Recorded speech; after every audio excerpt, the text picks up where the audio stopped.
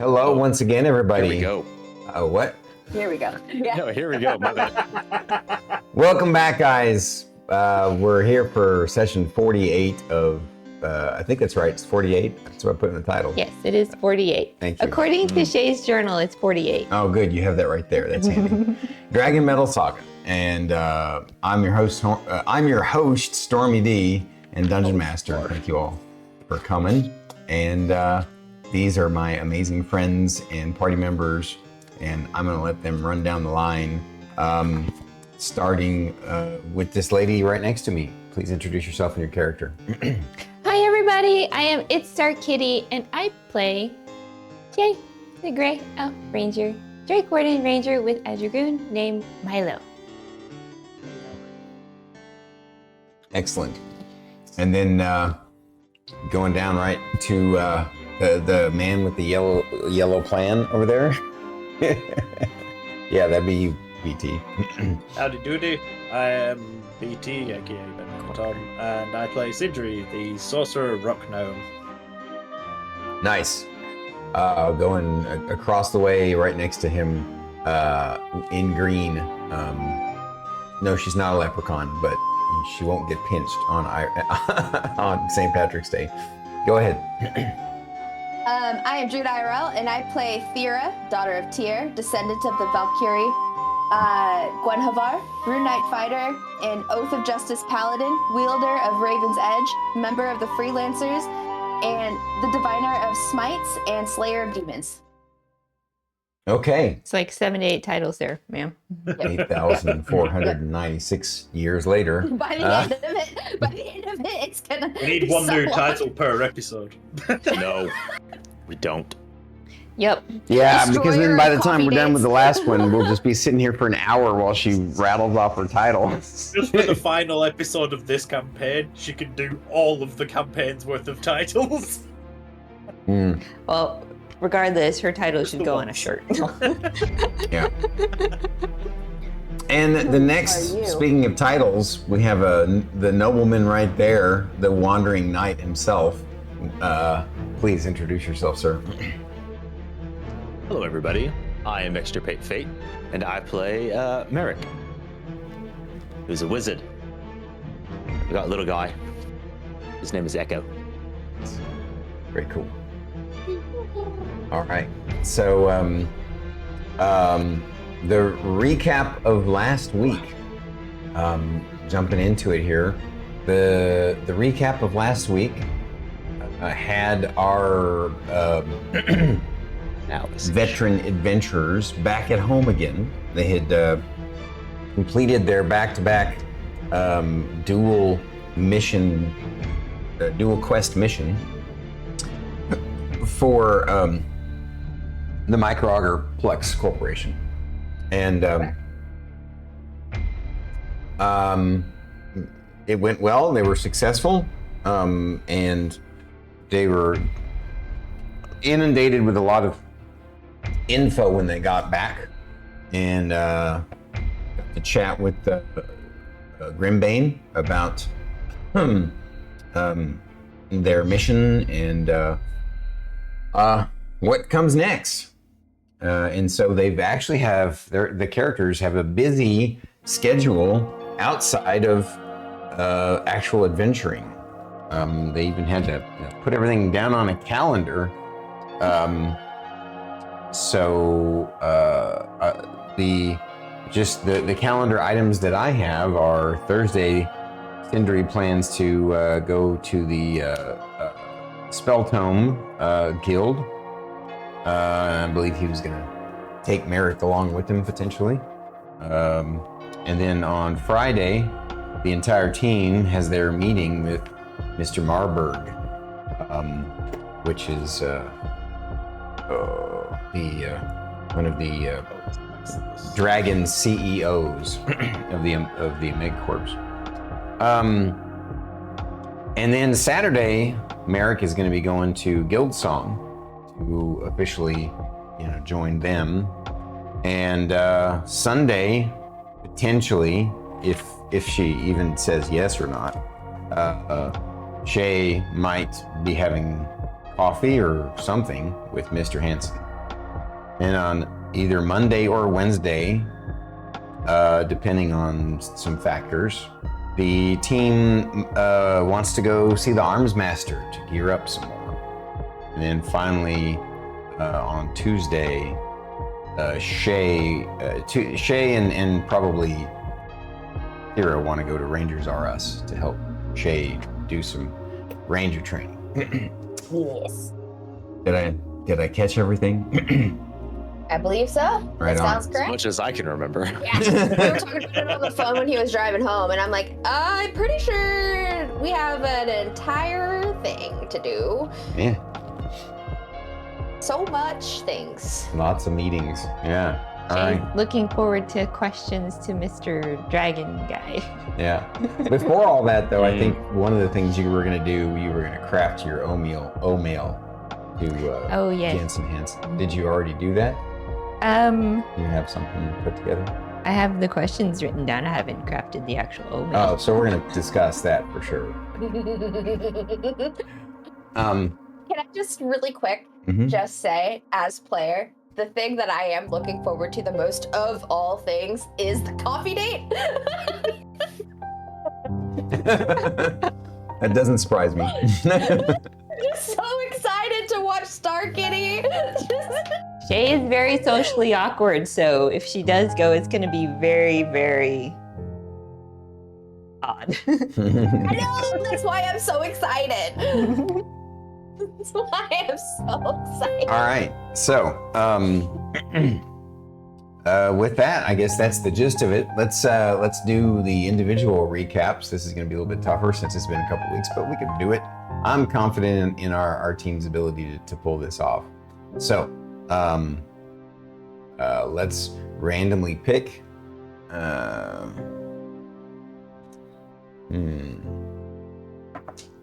Not me first, because I can't remember a fucking thing. What'd you say, BT? I said not me first, because I can't remember exactly what. So I need someone else to trigger one of my memory. Oh, sorry, I put that right over your face. Trying to turn up. I wish there were a way I could turn up the volume on a particular thing that without it doing that. But there isn't a way to do that. It's super annoying. But Yeah. looks awful on the video. But Drew's having way too much fun. yeah. Every time she's done that. Alrighty. So, Druid, you're first. Or I should say, Thyra. What stood out most to Thyra from her return home from the adventures and all the stuff that you guys want to do in your downtime?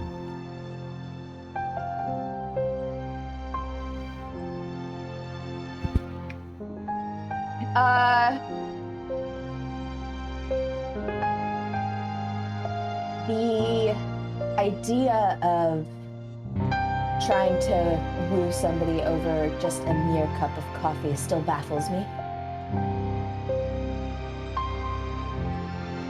He should be fighting for her to prove that he is worthy of her attention, and yet here he is.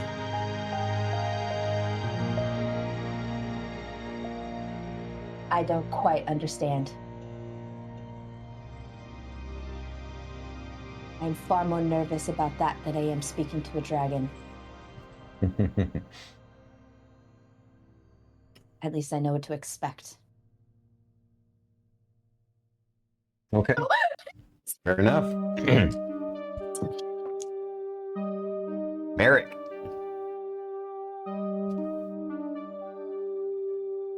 I understand it was uncomfortable for Grimbane to talk about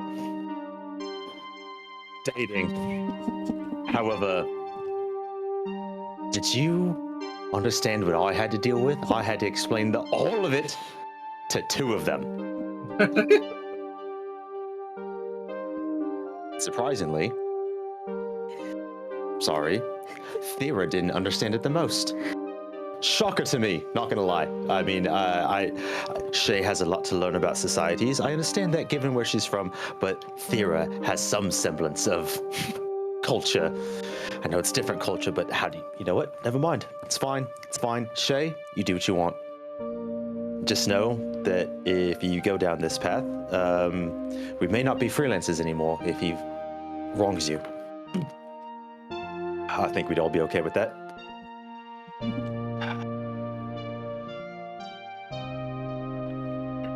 I feel like I should be afraid of this dragon, but I'm not. It's a strange feeling to not be afraid of a entity that you typically hunt. At least in stories.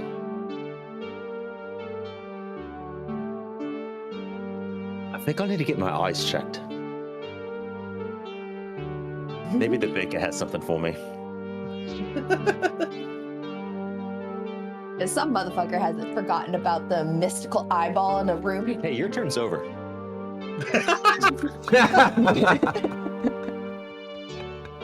That's as much as I got, to be honest. It's been a while, and last episode was a lot more like lore RP administrative stuff, and I had like 2 weeks of brain rot. So Trust me, I get it. I Get it. And yeah, I've heard how much brain rot you've had. it's more than that. It's more than that. Okay. I lie about my numbers. I'm just kidding. All right. So next, Sindri. Everyone keeps talking about this coffee thing. Why is it such a big deal? I mean, the only thing that I can think of at the minute is going to see the baker and going to see about my enchanting. Seems a lot more exciting than coffee. But then I've never really been anything about coffee, so maybe I'm missing it on that side of things. Oh, at least we've got some time to... Well, is it time to chill out? I suppose it's really not. There are these gaps in between, I'm sure we'll be fine. Wonder if I can test my new things on Merrik. Thank you for the biddies, Pyromaniac. Oh, I interrupted. Sorry. I thought you were done because you went quiet. I was done at that anyway, so. Oh, okay. My bad. Okay. Everybody finished with their beverage? Yeah. Okay. Yeah. I was just considering getting a cup of teas, but I'll wait. Dear Journal, it's me, Shae. Shae learned that not all ghosts are undead. Elementals are considered ghosts, but not dead. Shae doesn't understand, but apparently they are like spirits. Shae must learn more. P.S. Note to future Shae, bring double the amount of instant coffee to help Mr. Merrik function on missions, and also dried fish for Mr. Sindri. P.P.S. Journal! Milo's even bigger. Not like chonky huge, but like huge. Is he bigger than Mr. Sindri when Mr. Sindri transforms? Wait, if Milo's bigger, I had a thought. Will I need a saddle? Maybe? Milo, we got some experimenting to do. P.P.P.S. We are back on Progentica, back home. Shae is ready to relax with some web flicks and the new moving picture, Drakes and Delving, Glory Among Rogues. And the new anima series Mr. Merrik introduced her to, called, was it Independent Equal or Individual Equal? P.P.P.P.S. Oh, Shae is gonna go check out a ranger school. Rangers Are Us, I think that's the name. Hopefully, Shae can learn lots. Also, Shae is apparently going on a coffee date, maybe? Shae doesn't like coffee.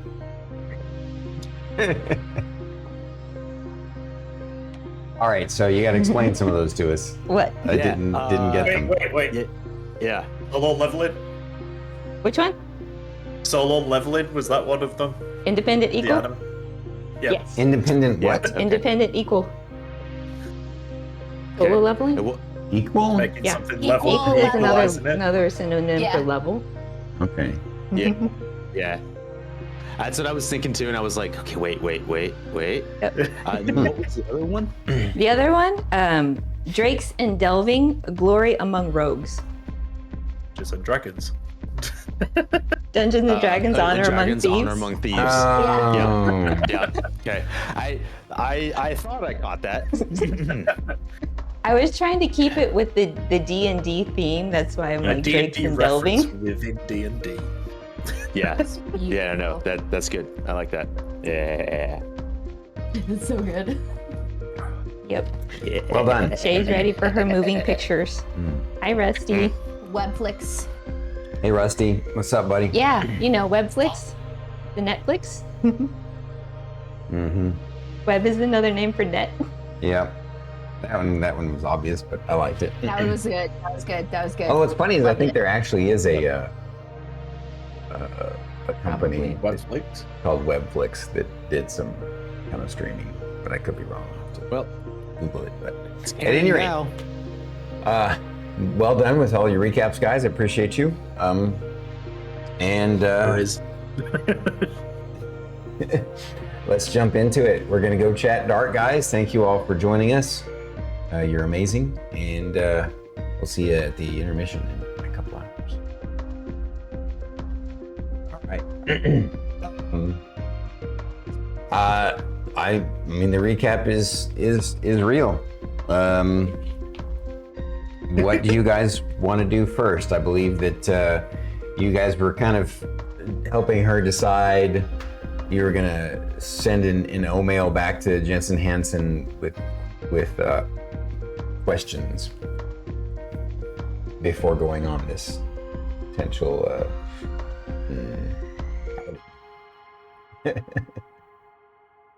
Hoarding ritual. Oh, she's writing hardcore. I know. I'm so Well, excited. you wanted me to write out an O-mail, so Shay is writing out an O-mail. Okay. Sometimes I don't know where Shae begins and StarKitty ends. I mean, I had no idea where Druid ended and Fern began. It was the same shit. Does anyone? And the thing is that the only way to maybe kind of understand the difference was a little bit of accent. Outside of that, it's same. Fern is Fern. Plant, it's all the same. Can I just point out that Naboo's fast asleep and dreaming right now, and every time I laugh, his tail starts wagging. Oh. What a cootie patootie. What a baby. I really want to know what he's dreaming. It would be so good to be able to just. Right. I mean, I do have detect thoughts, so I mean, we could figure that out. Come on, Merrik. Figure what Get out? on it. What Naboo's thinking or dreaming about. I was just being silly. I thought you were talking about in game. I mean, I do have detect thoughts in game, so I could figure it out if Naboo was canon and DragonMetal Saga. Do we know what day it is currently? I think it's, isn't it? Wednesday. It's like Tuesday or Wednesday? No, Wednesday. It is Wednesday because we just had our meeting with Grimbane. Yeah. So technically the next thing on the agenda is Sindri. Thursday for Sindri. So we have time today because we just finished up with Grimbane. We can craft this O-mail. Incendiary. Incendiary. Incendiary. Yes. Jesus. And your coffee smells good. Oh man. Now, Shae, have you decided what you wanted to say to Hansen? Well, Shae has questions for Mr. Hansen before she makes a decision. Miss Okay. Thyra, would you like to hear my email? My email? I would. to him? Yes, I would love to hear. Okay. Alright. It says, "Dear Mr. Hanson, it's me, Shae."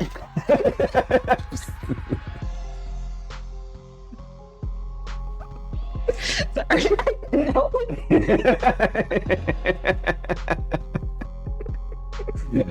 Okay. I don't know why that was so good. She does start all her emails that way too, by the way. You know, Emails. It's so good. It's so good. It's just she's not doing this while she's writing. Yeah. Using the emotes. It's me, Shae, with the. Dear Mr. Hanson, it's me, Shae. Thank you for answering all my previous emails with all my previous questions. But I do have a few more before I give you a response about coffee. Questions to follow. Number 1. Milo and I are a super connected pair. Shae does not go anywhere without Milo. Is this a problem? Question number 2. Is it okay for Milo to join us for coffee? Question number 3. Also, neither Milo or I like coffee. Does it have to be coffee? Number 4. Miss Thyra wants to know if asking me this is part of a courting ritual. Number 5. What is a courting ritual?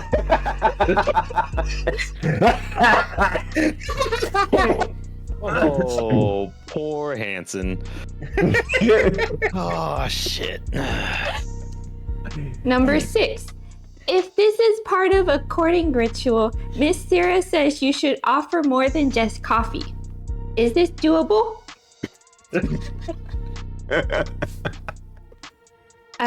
Question number 7. Miss Thyra wants to know how you will be able to protect me and if you can fight to keep me safe. If so, she might challenge you to a duel. Is that okay? What a fucking scary thought. Question number 8. Are you allergic to cats? And question number 9. This is not some way to sneakily recruit our team to your corporation, is it?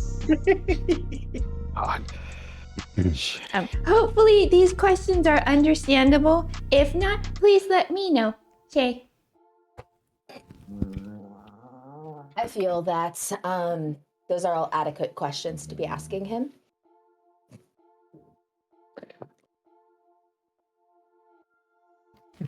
I look at Sindri. I think he's about to get burned more than we would burn him.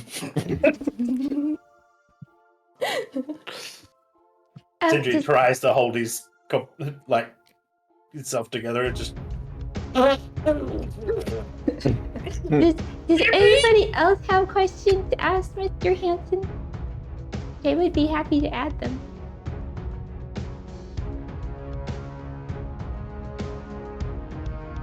No? No, I'm good. I feel those I are don't want to good punish the man starting. anymore, to be honest. I believe those are a good starting point. I'm sure we'll have more questions. I mean, if he can weather those questions well, I imagine he'd do okay. I mean, he has been emailing for quite some time, so I imagine he's answered quite a lot of these type of questions. That is true. Check your email, you can have a look. I forwarded them to you. I'm Okay. away, and they Oh. get forwarded back into the Shae clicks the send trash button. pile. All right. Click the send button. What do you guys- back? He's like fucking on it. What do you guys do next this afternoon? Because this is the Wednesday that you're back, right? This was the evening Yeah. time. Yeah. Yeah, we just had our meeting with Grimbane. Right.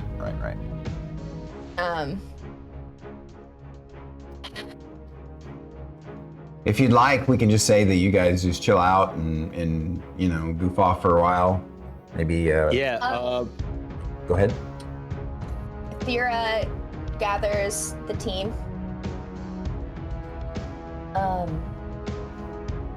As you guys know, that I've been playing a lot of these, you know, online or whatever these are, games, and somebody recommended as a group game. It's called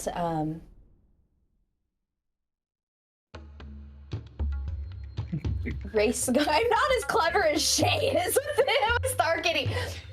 It's a racing game, and I was curious if you guys would like to play tonight. Trying to find a way to say Mario Kart. So is there? Are you talking about the racing game that that makes you break your controller in half, or is it the racing game that makes you throw your controller at the wall? The one that I throw at the wall. Is that called Want for Haste or something like that? Oh, fuck. That was awful. Need for Speed, man. Oh, that was great. That was great.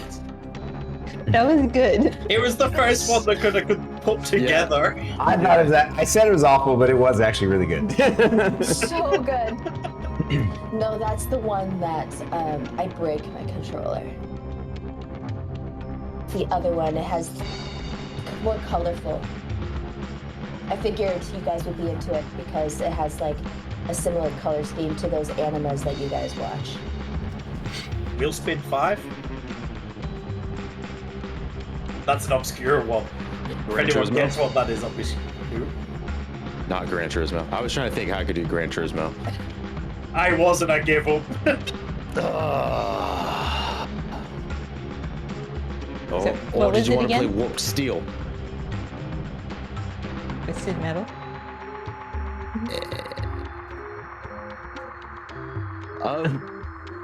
Surprisingly enough, I don't have the hand-eye coordination for the games. Now, This one you just move the controller like this and it works somehow. yeah, not particularly well. Like now, I have seen the ones where they have the headsets and you move yourself, and apparently your avatar moves far better at that.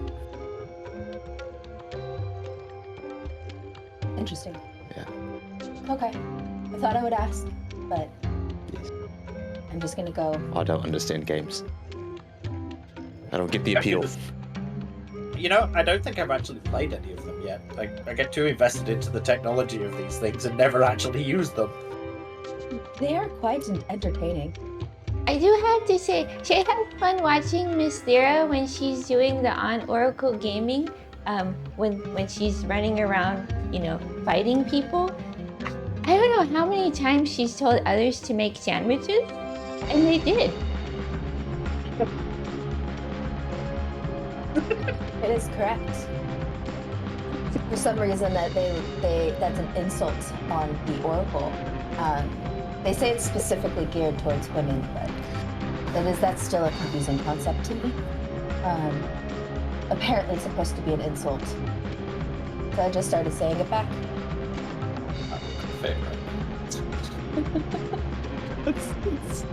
BT, I can is just imagine Thyra being like, "No, you go make the fucking sandwich," and they're like, "Yes, ma'am."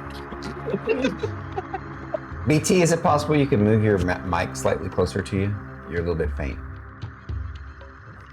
Thank you, sir. Damn. 1 second, it needs tightening. And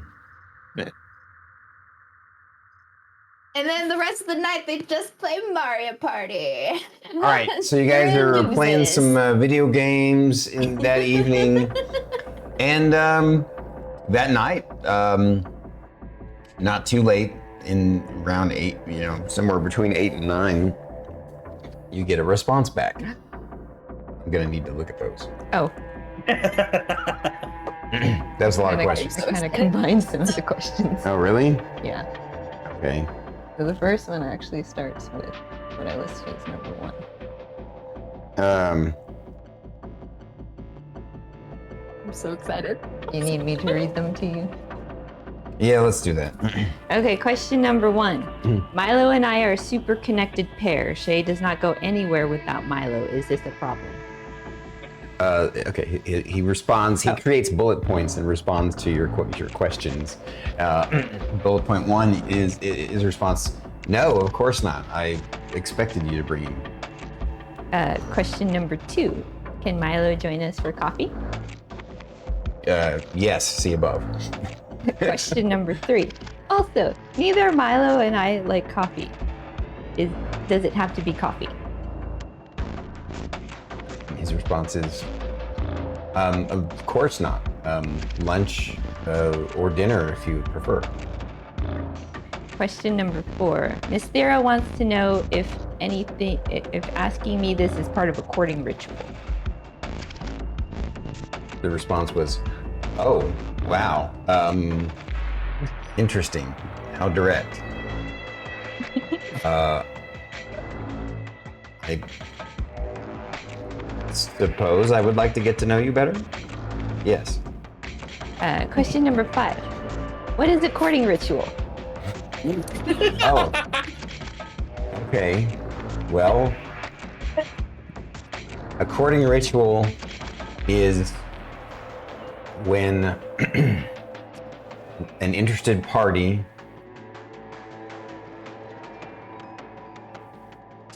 See link. sorry, an interested party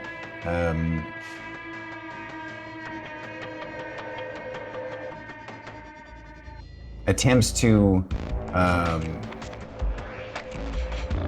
connect with someone they're interested in to see if there's a connection. Oh, that's not what it would have said.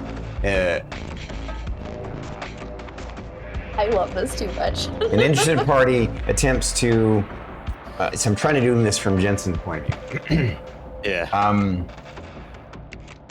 Courting ritual is when a person likes another person and wants to see if there's potentially a deeper connection between them, then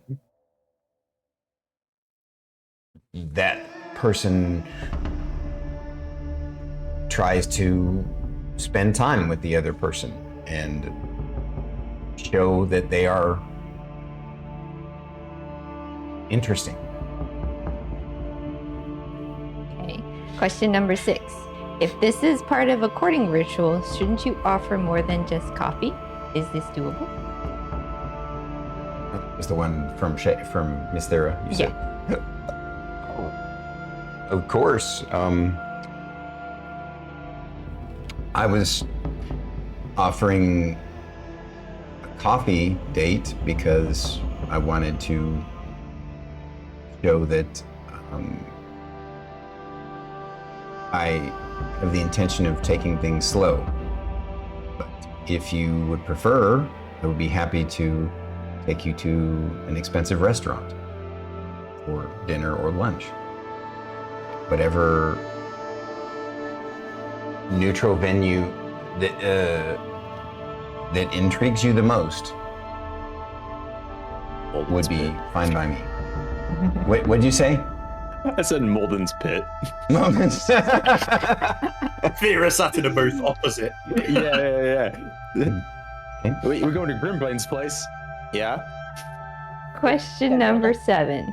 Miss Thyra wants to know how you will be able to protect me and if you can fight to keep me safe. If so, Miss Thyra may challenge you to a duel. Is this acceptable? His response is, oh God. As long as I can choose the method of duel and it's not something that's violent, because the way I can protect people is not the same way that you all protect people. I mean, you guys are realm runners. You're basically superheroes. And I think that you're amazingly strong and don't need my protection, but at least not from the threat of violence. I guess to answer that question, I can offer you information about the industry and give you advice about things that go on in the industry to make sure that you're not exploited. Question number 8. Are you allergic to cats? Not at all. I hope you like dogs, because I have a dog that I would love to have him meet your Milo. He's an adorable little bulldog. His name is Hank. Sedgwick. I wanted him to be named Hank. You wanted him to be named Cake? Hank. Hank. Oh, Hank. I No, kind of like cake. I mean, cake's on the table now. I'm kind of sold on cake. I've already got a piece of cake. All right, forget it. It's actually Cake. Yeah, I have Woo! Cake I have a is bulldog named Cake. Cake is another animal in our group that's been named. Because we had a cake in last campaign. We For the did? horses, yeah. Oh, that's right. I forgot. I totally forgot that. Holy shit. Yeah. Yeah. I remember Lorcris's horse was Cade. Mhm. I had to. It was... Yeah. Anyway. And finally, question number 9. Is this a way to recruit our team to your corporation? He responds, no, this is personal, and I keep business and personal relations separate. Because of my position in my company,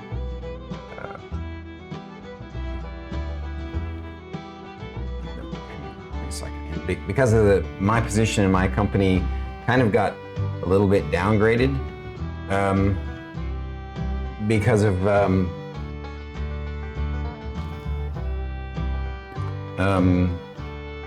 some of the mistakes that were made with you guys.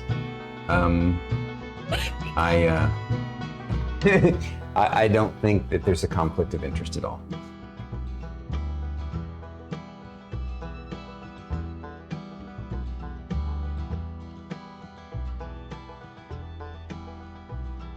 Common language is confusing.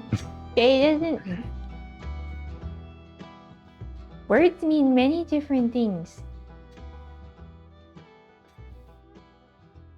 Agreed. That they do.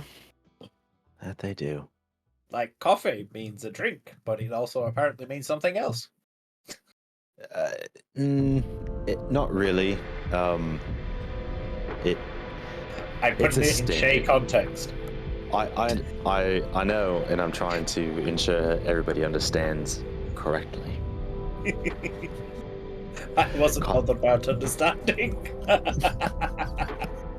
Yeah, coffee doesn't mean date. It's often used as a stand-in because it's low pressure.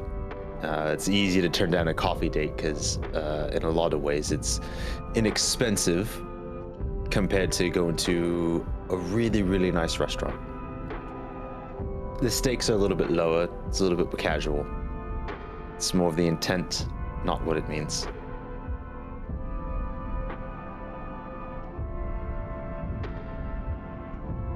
Stop staring now. Well, he did offer you to eat anyway. We might as well see how he handles Molden's Pit.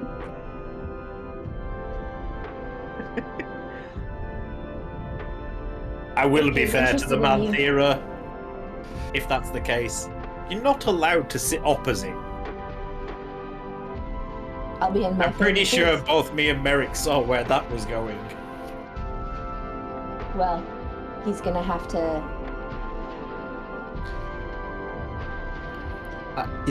Here's the thing. I'll put it this way. He may not be a fighter like we are. However, if he's willing to go to Molden's Pit to go spend some time with you, Shae, then I imagine he would be fighting pretty hard for it, given the nature of who he is. I mean, that makes sense to have him come to Molden's Pit, because then Milo can at least walk around a little more freely. Whereas if we go somewhere that Milo is not used to, he won't be able to walk around as free. Right, Milo? And likewise for you, Thyra, and being concerned for Shae's safety, I doubt anybody in Molden's Pit will allow anything to happen to Shae. Correct. Because Grimbrain would have their skin. At least I'd hope so.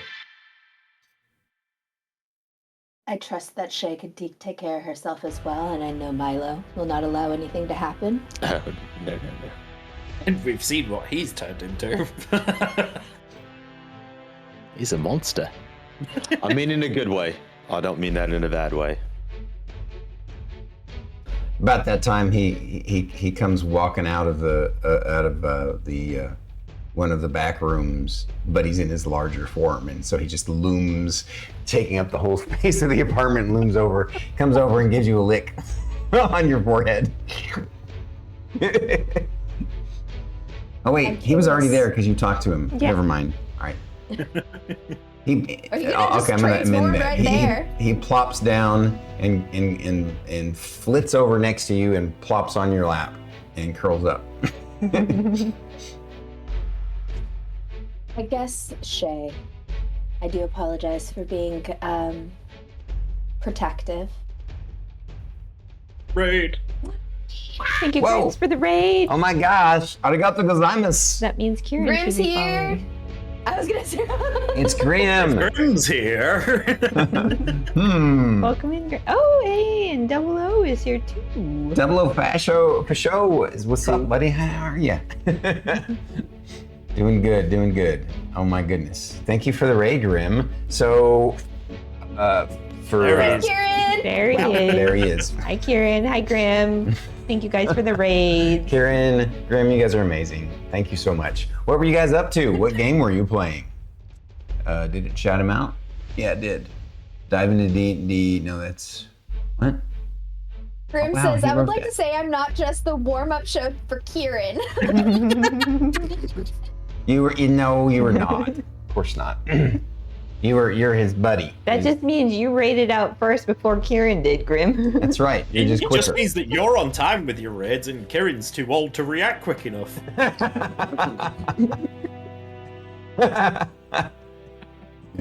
Oh my gosh. What's up? Kieran and Grim and all of your folks that you brought along. I see Aries is here and Bobo. Yeah, I appreciate you guys.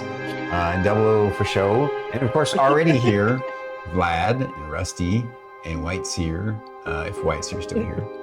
I don't know if he's caught up No, yet. White It's like, bye again. Yeah, White's here is hiding. Yeah, Yeah. probably. Always lurking. Love you, White Seer. Love you. White Seer is like me and everybody else's streams. Mm-hmm. I mean, he heard his name at least. Oh yeah. It's like, Hello? wait, what? That wasn't D&D content. Oh yes. I always love scaring the crap out of people when they say my name and then I pop in going, yes, you called? I didn't know you were there. I'm always lurking. I will say it's a lot harder for you to do that to me now I've started using Firebot because I've got the list right there. It's like, I can see who's there. Mm-hmm. Firebot is handy for that, for sure. Whereas previous it was, I had no idea. Yep.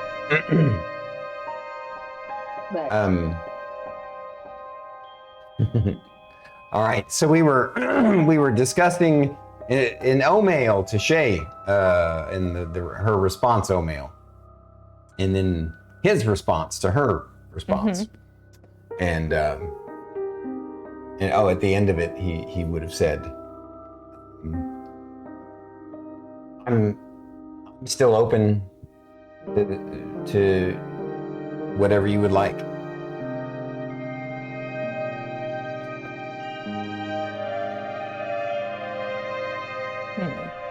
Okay. Well, my question is to you, Shae. It does sound like he has romantic intent. Is that something that you are even interested in?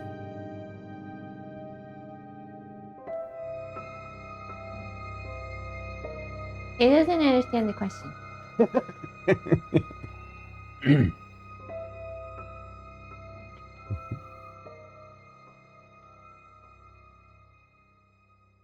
It means that one day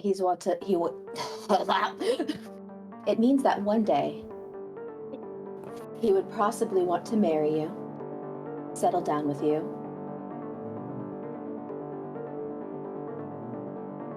Other things that I really don't feel like explaining right now. Oh no, do tell. It would make you greatly uncomfortable. Damn it, Naboo.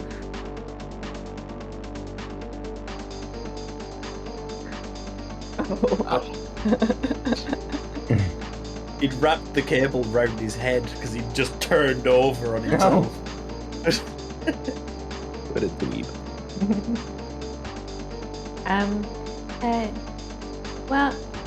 Shae's got a lot of other things going on in her world right now. But Shae is always up for making new friends. So I guess Shae can start there with just being friends and getting to know him better. I would suggest you make that clear and invite him to Milton's Pit. Thyra, I will say, with you being so protective, I think it's about time that you gave her the kobold and the dragon speech. I'll do that when you guys are not around, because I'm sure you guys would hate. Come on, Merrik, let's go. Put her on the spot.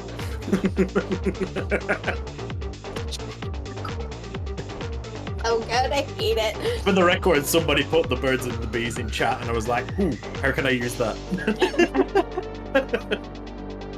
And I looked at you and thought, kobold. God, so mean. Well, I mean, to be fair, depending on where you're from, it could be the Fevers in the Fae.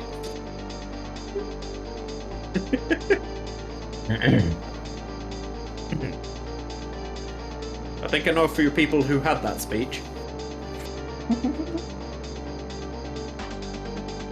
Not saying any more on the matter. You guys are having so much fun. I love this so much. So, how do you plan on responding? Shae will think of something. She starts.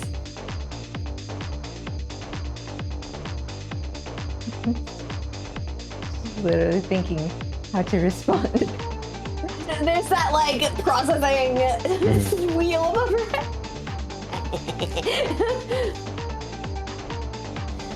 Well, if you would like to discuss your response when you I'm happy to be of assistance, but he's just gonna have to deal with us if he wants to get to know you.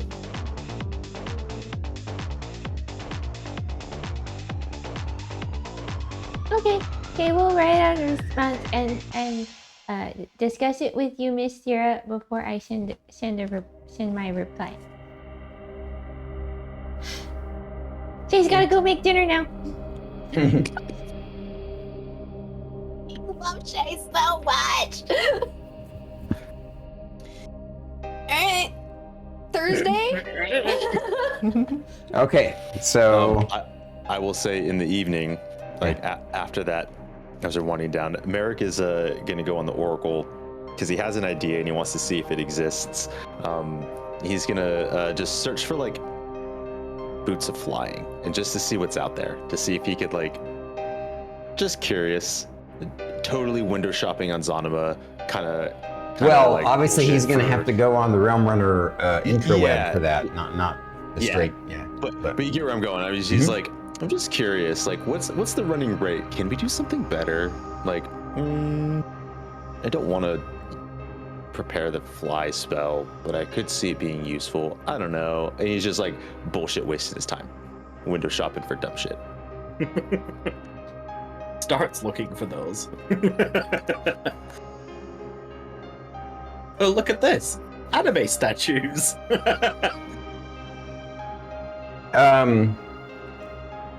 got full body pillows of them too. Jotun is in charge. There's this one. There's High or this low? one that I saw that I figured. High or low?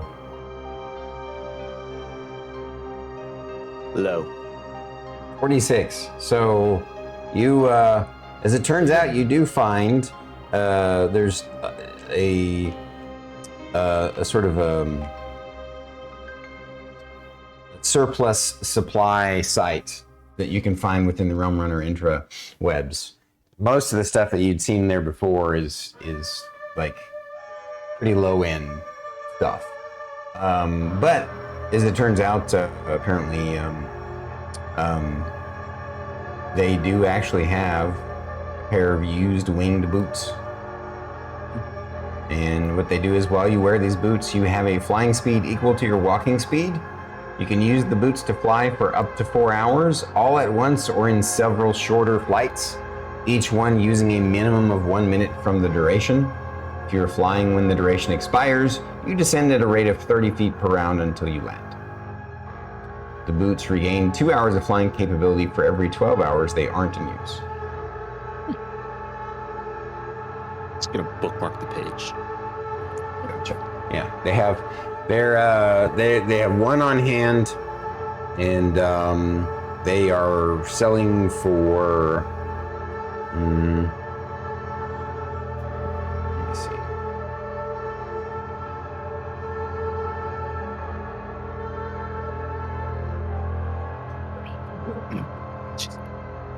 Run, kobold, run. I don't. Terra kobold.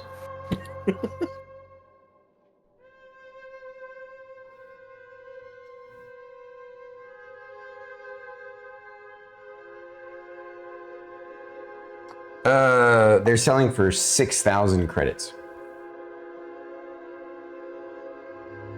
Duly noted.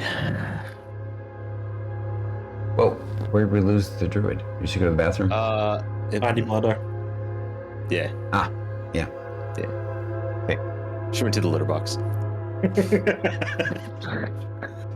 Alrighty. Dear God. Does Mr. Merrik actually search for anime figurines on Zonima? They just show up. No, they're just targeted ads. Glad you get words on them. That's so good. So Thursday comes around and it's the morning, and it's the day that Sindri and Merrik wanted to go over to Spelltome.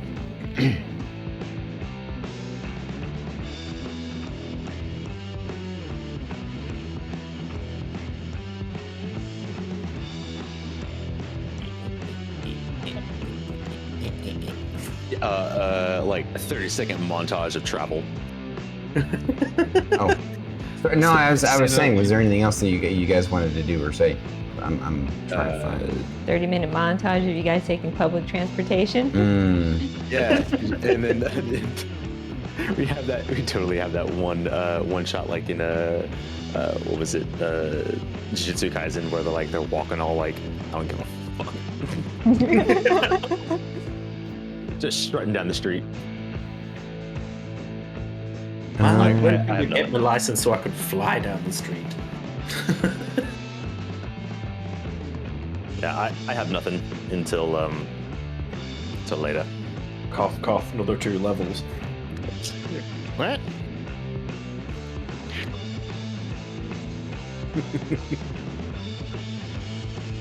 Here we go. This is what I was looking for. Cool. I will say that you all also have received an O-mail directly from the provincial RR public status from the you have received an O-mail from the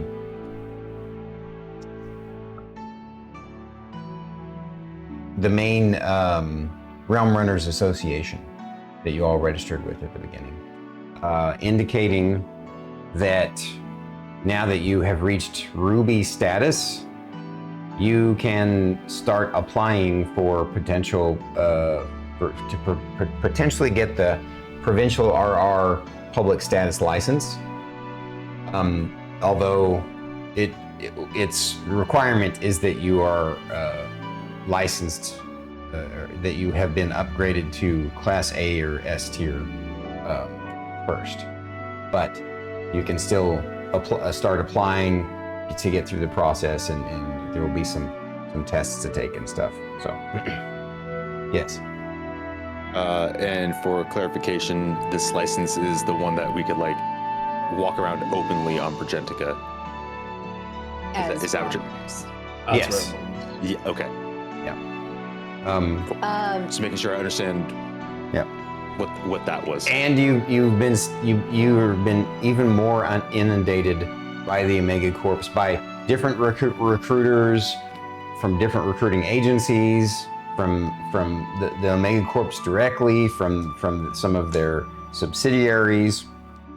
Like right now, you guys are in a high demand, and people are trying to email you. In fact, you also get one more, or not email, they're trying to recruit you. You also get another mail from Grimbane indicating that you guys should keep an eye out, and when you leave the apartment building, you might want to be cautious, because the recruiters might have actually discerned your location now. He explains that it was only a matter of time. He couldn't, there's no way to keep some information a secret forever, and but they have strict rules in place that they can't share it publicly. But be on the lookout. There might be recruiters bugging you. So, at any rate, you had a question, Druid? I don't remember, as a part of being like out in the open, do we have to be recruited by an Omega Corp? No, not necessarily. Okay. It would. Well, Make actually, things you would easier. need to probably to answer that question. You probably want to start doing the provincial RR public status license, paperwork to find out if that's the case or not.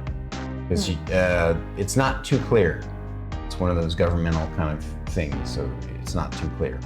You're not sure yet. I would say, though, you could find the information. So with the help of Merrik and Sindri, you would find the information and find that pretty much all of the provincial RR public status realm runners have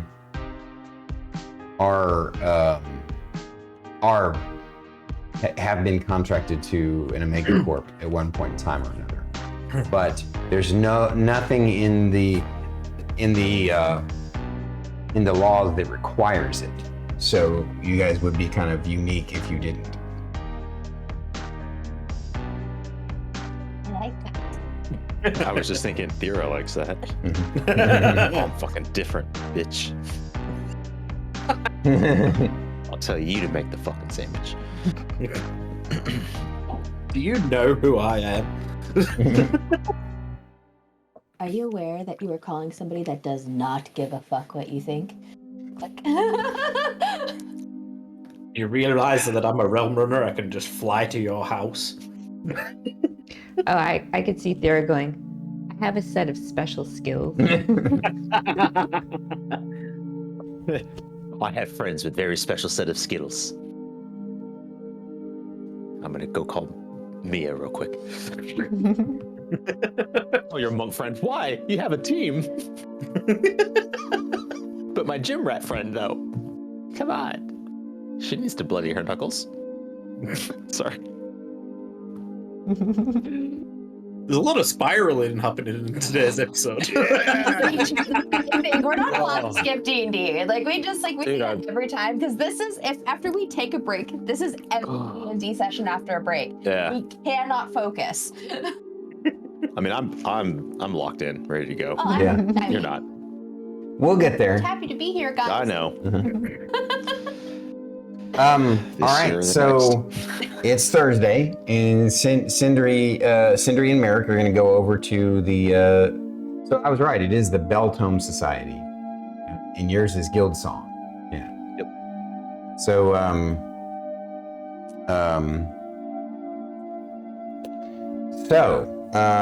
you're going to go over to the Beltome Society, and since you're now an official member, I think you pretty much did all of their stuff, right?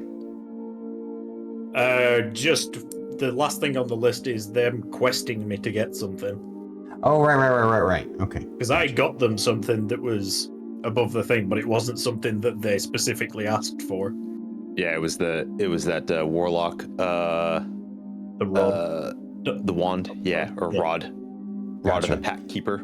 Yeah. If I remember correctly, you had contacted them to arrange to come meet them to come in on Thursday. Correct. So, all right. Well, I guess Thyra and Shae are gonna stay at home during this or do their own thing. Maybe even Unless go we can to also. Rangers R Us. So, I was gonna say we could head to Rangers R Us while they go to Beltome. okay, gotcha. Well, let's go to Beltome now. You guys make your way back to the Enchanters group. Man, I'm honestly forgetting what I described it as. I think. It was like a warehouse, Right. from what I remember. Right, that's Yeah. right. It was like like an industrial complex as where- opposed to where his is like a mansion, right? Yeah. Yeah. The Beltome was very much that industrial, like scientific research kind of thing, and mine's like a, I imagine it Professor going to Xavier's my house old for job, idiots. basically. Yeah. All right. So you make your way to the security checkpoint, and the guy at the gate, he asks you what your business is there. You let him know, and pretty soon he lets you through. And you make your way to the inn through the same way you went before, and there at the entrance, you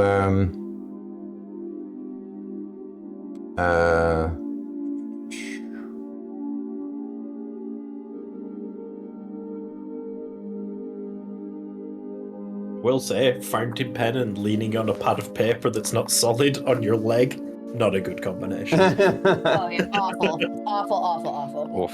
So at the front door, you're met by Nugget, which is that halfling hobbyist that's unregistered, and he says, "Well, I'm here to show you around, sir.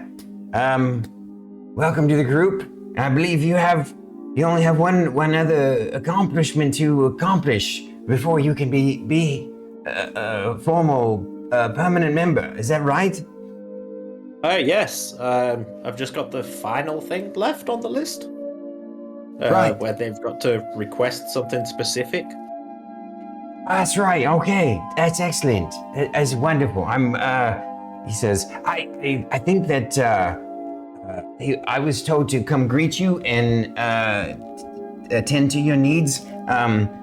Master Hoopnaw is in a meeting at the moment, but he should be, and it came up suddenly, and make your way around the establishment and ask questions, and I'll, if I can't answer them, I can find someone who will, and it's a pleasure and an honor to meet you again and such.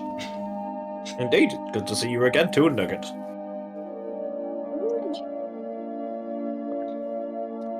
So what would you like to do first? I believe that was my question to you. Where do we want to start with this? I'm completely new here. I don't know what the protocol is or anything. Oh, okay. Well, I believe that, let me see, if once you have accomplished whatever task it is that Master Hoopna sets out for you, he needs to arrange it with a contractee, one of the Omega Corps, probably one of the subsidiaries. It's usually how it works out. One of the smaller company holdings. He arranges for some sort of off-book realm runner situation to go to one of the realms and find something of interest to the organization. So we only need to get that information from Master Hoopna. I believe that's what you'll be able to get from him when we meet him when he's done in roughly 20 minutes or so. But in the meantime, if you would like to come and mess around in one of our experimental bays, I believe that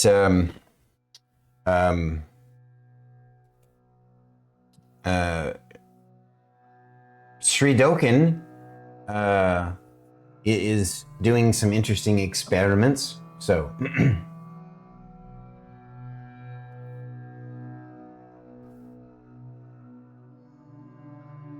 you'd like to observe those. Making a note of that. Sri Doken, you remember Hoopna, you remember meeting him briefly. He's a blue dragonborn wizard sorcerer. What did she say? I said I forgot about him. No.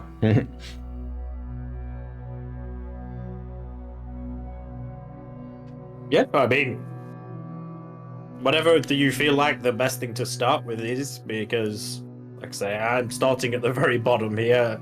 I've tried to gather information from various items that I've encountered as to how they magically work and such, but obviously I don't know the first thing about starting, so watching somebody at work is definitely a good place to start, I would say.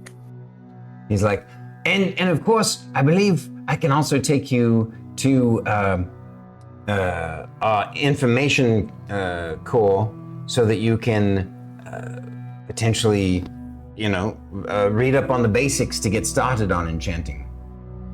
Oh, fantastic. So which of those would you prefer? I mean, I see the value of seeing someone do experiments, but at the same time, it's probably advisable to know a very base amount of what's doing first, so I'm not interrupting their process. So I would say go to the info core and gather the basics first. All right. Aren't you there too? We call it the library, and that's where we'll go now. And he takes you through. Merrik nudges him. He takes you through several different halls, and eventually you make your way. He says, "This one's a secure area, but you all both have been given provisional clearance. There'll be obviously certain files that are inaccessible until you have higher level clearance. But and then he's got a card and he swipes it, and the door opens up and you make your way into this kind of octagonal room. And in the center of the room, there's no books. There's no bookshelf. It's just the center of the room is this kind of standing core. It's like a pillar that at the top of it has a magically holographically projected screen and some sort of mystical interface. And he takes you over to it, and he starts messing around with it and keeps kind of messing up. He seems kind of clumsy, but eventually he gets his password in there and says, this is set up for you to create a login and again, you'll have a provisional access to the basics. There's an HR There's an onboarding protocol, and I suggest you go through that first. And if your friend here is interested in that, he can as well. We're always happy to help spread the knowledge of enchanting when possible. And perhaps if his expertise changes in the future and he wants to delve more deeply into enchanting like you are, then we have a slot. We might look at him too. At least that's what I think Master Hoopnar would say. That's what he hinted at the first time we were here. Because I've also made it clear to him previously that myself and Merrik, when it comes to anything magical, we kind of work together on things anyway. Huh. Well, that's good. That's wonderful. Having new friends here at the Beltome Society is always wonderful. And if I ever become too annoying, let me know. I will gladly get out of your way. In fact, right now I'll get out of your way and let you do what you need, unless you have any questions for me. No, not at the minute. Do you have any coffee? He's like, I believe I can show you to the break room, and they have coffee there and snacks and such. Fantastic. Let's go. Since you want anything, I'll be right back. I'm fine. He's already at the computer. Excellent. All right. I leave Echo. Yeah, I leave Echo with you. Okay, you leave Echo with him. All right, cool. So Echo... Sit drinking coffee while you view from Echo. I know what your fucking game is. All right, so you're you start going through their onboarding protocol, and of course it's a bit of information overload. So let's do an Arcana check to see if you're absorbing the information that you're learning of the basics of enchanting.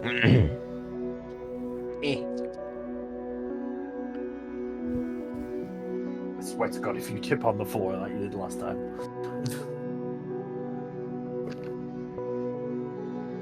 Let's go with this one. I like this one. Wow. That's a 12. Would you? I rolled a 6.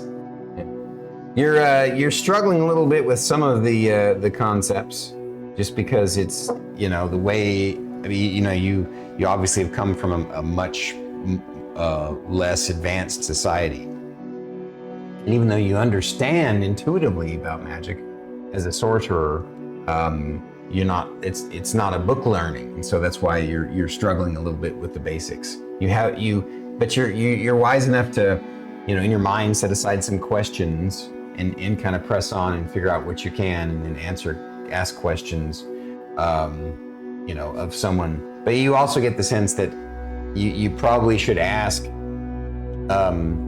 someone who has more enchanting knowledge than Nugget. He's, again, if you remember correctly, he's just or Nugget.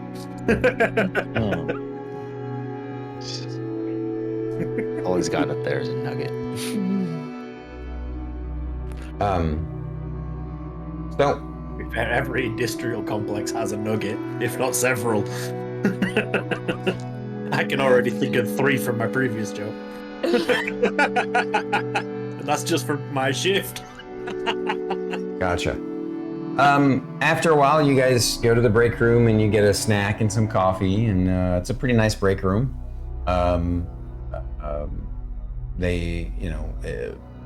But obviously it's the kind of break room you would expect in a scientific research lab.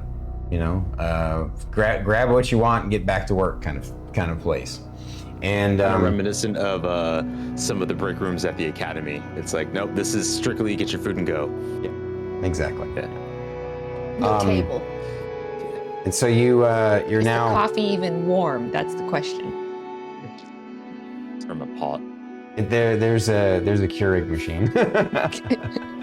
It's called something else, but it's a Guric machine.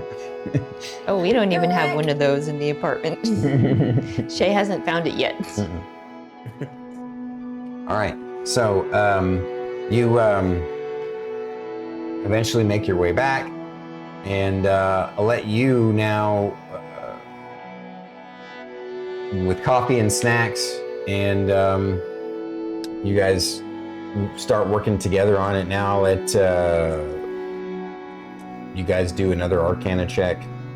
Since Sindri's the one trying to be the focus of learning how to enchant, I'll have you roll. If you have a really low DC, but if you hit it, then you'll support him and he'll have advantage for his next check. So roll Arcana. Yeah.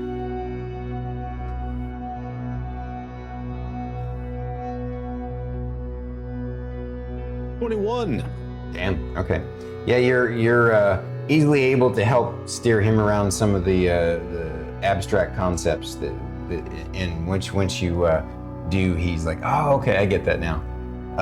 So now go ahead and roll me one more time with advantage an Arcana check to see if you imbibe and absorb all of the info from this.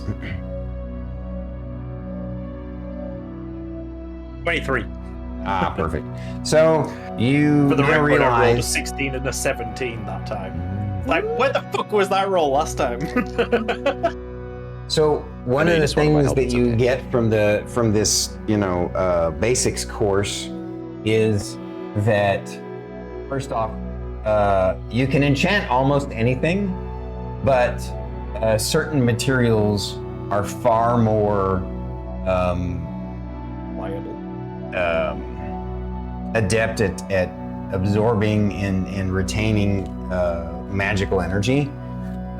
Especially some of the rarer metals, but even gems and jewels, can be enchanted. They're another kind of material that's highly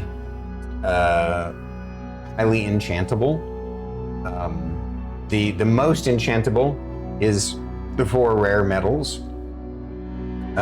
which is the adamantite, the orichalcum, the mithronite, and the old iron, also known as black steel. And those are uniquely suited to enchanting because of their atomic properties, apparently. The makeup, the breakdown of the particles that make him up. And you realize that when something is magically enhanced, it must actually come from, at its core, from a spell of some kind. So basically, it's one of those things where magics as a concept, they have these different ideas of how to weave the magic so that it does things and accomplish something. But the best kind of enchanted items, you need to just kind of focus a specific kind of spell into it. The more enchantments you put on something, the harder it becomes to add more. And it requires those advanced kind of metals materials to put multiple enchantments on them. And even if they are multi-enchantable, it's very challenging and exhausting to accomplish it. Apparently you have to, sometimes it takes multiple imbuements, multiple castings of the same spell over and over when you're doing the enchanting process. And of course, it talks about the enchanting process, and there's like a specific kind of mystical ritual that goes along with it. So, again, it's giving you all the basics. So at this point, you think you've pretty much figured out these basics that it's given you, Yep. and you might be able to give it a go at some point. And it would just be a matter of,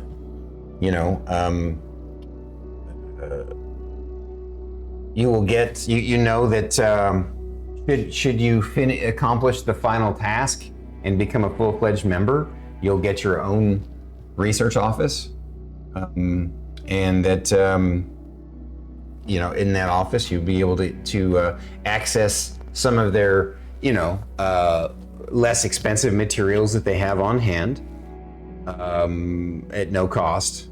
But and if you want to enchant something more advanced, if you want to experiment with something more advanced, you would need to provide your own materials, whether you purchase them or get them in the field. Yeah, Merrik. I don't remember the last time we came here. Do they have like a forge? I remember we asked that question. I don't remember what the answer was. The answer was yes. Yes. Like, I feel like they did, because in creating magical items, sometimes you have to craft the item. Yeah. Okay. Yeah, there's a metal working shop that has advanced technology, but I guess your character would, if you ask, you haven't seen it yet. It wasn't shown during the tour before. Gotcha. I have a question for them. So Nugget says, "Oh, what's your question, sir?" Oh, shit, I forgot you were here. They totally did. With your crafting facilities, and your forge, do you guys have any literature on forging with these other rare metals? That is new to me, and it's quite fascinating.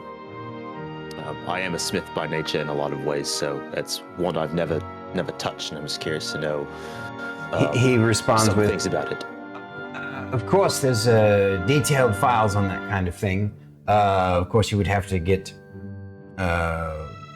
permission from Master Hoopnaw for that kind of stuff. Oh, absolutely. Absolutely. But I was just curious. I imagine you would have, but, if you don't ask, you don't know. Right. So. He says, "Oh, look at that! It's about that time to go.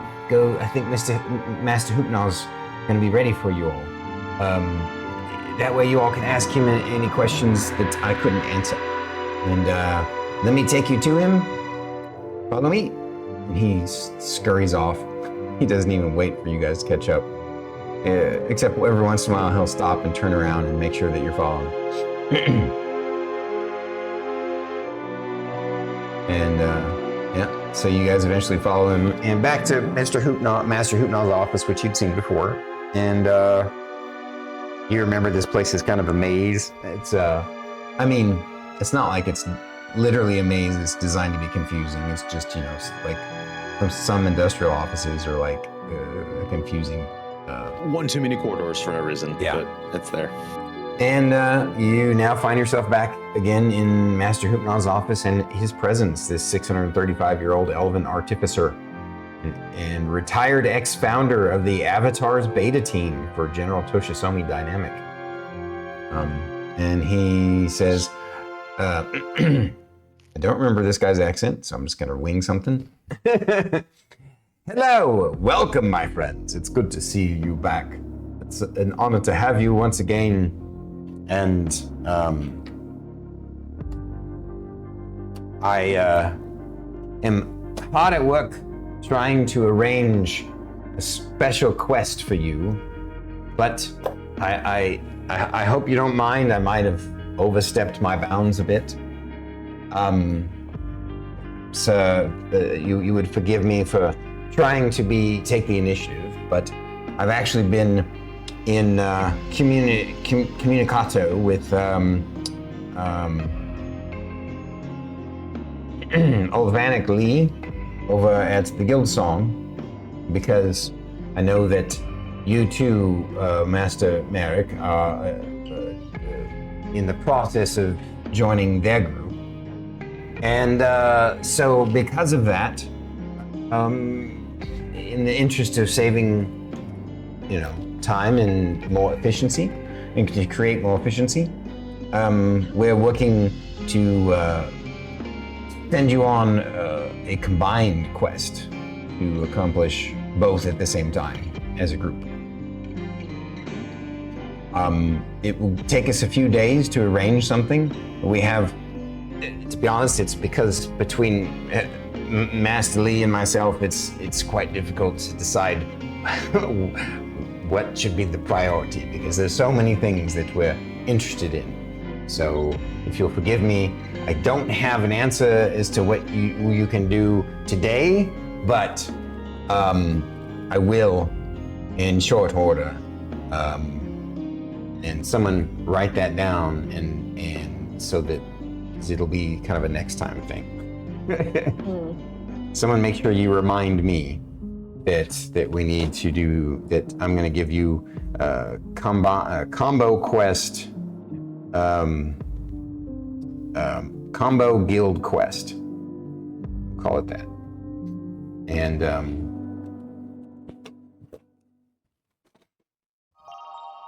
but it will be worth it for a little bit of extra wait time. And again, you won't have to go on two separate missions. Again, it boils down to which one of us can if we can pick what we need most between the two of us. But I'm quite confident that we'll figure something out. I mean, it makes sense. It especially makes sense that the two guilds work together. I mean, do you guys work closely with the guild song? I would imagine, arguably, it would make sense. Well, I wouldn't say necessarily that we work closely, but I would say that we consult with each other on numerous occasions, especially when necessary. And of course, Olvanik Lee and I are old friends from back in the day, of our Realm Runner days. So as are, several other of their members are compatriots of some of our members. We do collaboration projects from time to time, but we obviously have our own sort of zeal for what we do. So we try and stay in our lane and focus until we bump into obstacles that require each other's specific knowledges. It's fair. Yeah. Coffee. BT, you were raising your hand. Did you have something? No, you covered it. Oh, okay. I was just going to remind Fate that the guy at Guildsong had mentioned that they were both friends. Trying to figure out the scope of how they work together. It's been a while. We've been on a lot of missions, and I know. I just remembered it. That's why I was like, "Oh, I'll just say it just in case it doesn't come up." Okay. And he says, well, in the meantime, I asked Nuggets to have you go through the basics course. How's that been working out for you? I was struggling a bit at first, to be honest with you, but I honestly feel that's the downside of being a sorcerer. You're not really in touch with the whole book learning of magic. That is true, but I will tell you this. Without fail, almost all of the best enchanters end up being sorcerers. And that's simply because you have sort of a deeper reserve for imbuing magic directly through yourself. Whereas a mage, they basically pull magic from the aether and reform it to a task, as it were. But for a sorcerer, you are the conduit of the magic, and so you tend to be able to have more sustainability and endurance, which is why the best enchanters typically are sorcerers for the most part. Clear question. What was the name of the Dragonborn? Shridoken. Yes, Shridoken. Shridoken? Yeah, Shri, SHRI-DOKEN, Shridoken. Shridoken, yeah. To that credit, I'd imagine Shridoken's pretty adept at enchanting, understanding the technical aspect of book learning magic like me, but yet having the same channeling abilities and deeper reserves like Sindri. I'd imagine he's quite gifted. Oh, indeed. You have a keen mind. That is quite true. Shridoken is one of the most accomplished advanced magical researchers that have ever existed on Progentica, without a doubt. We're honored to have him as part of the team, and that he works with us actually exclusively instead of for the Omega Corps, which would be far more lucrative for him if he did. But he's definitely an incredible advanced researcher, and should you ever get a chance to watch him work, my advice is don't bother him with questions while he works, because breaking his focus and concentration will not end well. But I'll look over at Merrik at that point and be like, definitely made a good choice then. But observing him, that's why we have him working in the portion of our facility that has a specific observatory room for that particular area. So you can actually, had you had a chance to go watch him, like I had suggested, as an option for Nugget to show you, you would not have been going down into the room. You would have been in the observation chamber. Yeah, from what I was just saying to Merrik, I'd made the choice to go for the information first, just because I figured not to bother him with questions and going to go see what he was doing without any reference point. It would have kind of been a blank slate to me, apart from being able to possibly feel the magic at work. Of course. Wise call of you. If you don't have any other questions for me, if you do have other questions for me, feel free to shoot them. Yes. Yeah. What is your policy on, say, someone like me researching how to smith and shape those exotic metals? Well, here's the thing. Since you're not an active member, you would need to register as Sindri's assistant, and he would need to be in basically he would need to shadow you wherever you go here in the facility. And if you wanted to do some practicing at off our metallurgy chamber, you're welcome to do so. I will advise you that we don't have any of the rare metals on hand to experiment with because of course, the incredible value. If you have it yourself, I advise that you not experiment with smithing with it until you have observed a master smith manipulating it, because you will more than likely ruin it or in the case of adamantite, simply waste your time. Yes, I'm very much aware on the appropriate processes of learning smithing. My father was a smith, and I'm also a book learner, so sometimes just reading it's just interesting. Oh, please, But I don't mean to offend. I'm not saying, I understand with your background, offense you taken. unaccomplished smith. I just want to be clear that working with these materials is another level altogether. Oh, absolutely. No offense taken. I'm very well aware of how uncomfortable it can be to work with new metals. But thank you. I appreciate it. Of course, of course. How about you, Sindri? Any other questions from you? There is one. I don't know if yourself or Shridoken would be the better person to ask this. I mean, I assume you would know from things that he would have accomplished. But on the sorcerer side of this, when you're casting the spells, as I've seen it, to infuse it into the item, is there a way that you could use, say, your sorcery abilities to enhance that ability when you put it in there? Yes, indeed. That's exactly one of the reasons why sorcerers tend to be more adept at enchanting. I was hoping as much.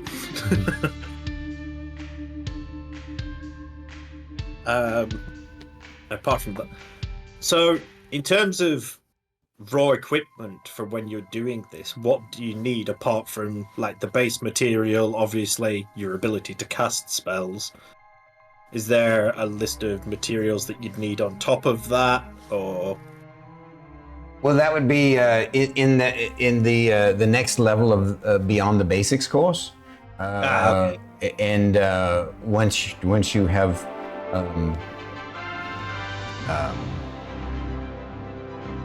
accomplished the special quest for us, we'll give you access to all of the knowledge that we have for you to teach yourself. And of course, when any of our team members have time away from some of them are quite happy to share their expertise with you. Some less than others. But yes, I'm quite confident that you'll pick it up quickly. Basically, there are specific ways of casting the spells and tools, as well as rituals involved in the enchantment process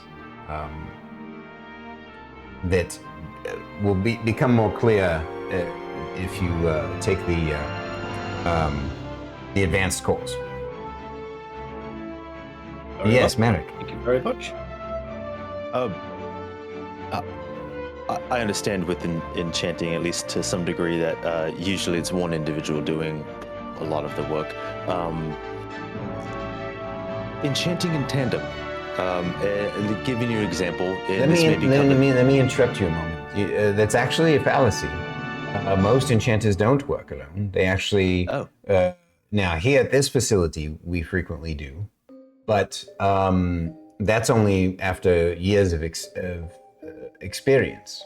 Most enchanters actually work directly with a smith, because sometimes the shape of the item that you're trying to enchant needs to be altered to further facilitate the movement of the magical energies, if that makes sense. Yeah, I can understand matching the grain of metal to the weave of magic. I can understand that. So, yes, I apologize for interrupting you. I just wanted to clear that up. That Nope. we do Answer my have question. many of our researchers have assistants that are metalworking experts who work with them directly all the time. And so, if that is something that you all are looking to do, I would be happy to share the paperwork for that, for you to be a provisional assistant to him, which will also be working towards a provisional license to join us here at the BananaTom Society, assuming that you can tear yourself away from the guild song. We'll see what happens. but much appreciated. That's all I've got. Surprisingly, I have less questions. It's all you, Sindri. I mean, until I've got some further learning on this, I'm kind of at a point with the questions. Okay. I've got all the facts of the basic information, and from that point, it doesn't leave many room for questions, but there was just the outsiders that I figured, like the stuff about sorcery, skills and such. But I figured there'll be a lot more questions when the greater learning comes on. All right, then. He said, Master Hoopnaw says, well, then, thank you for coming, gentlemen.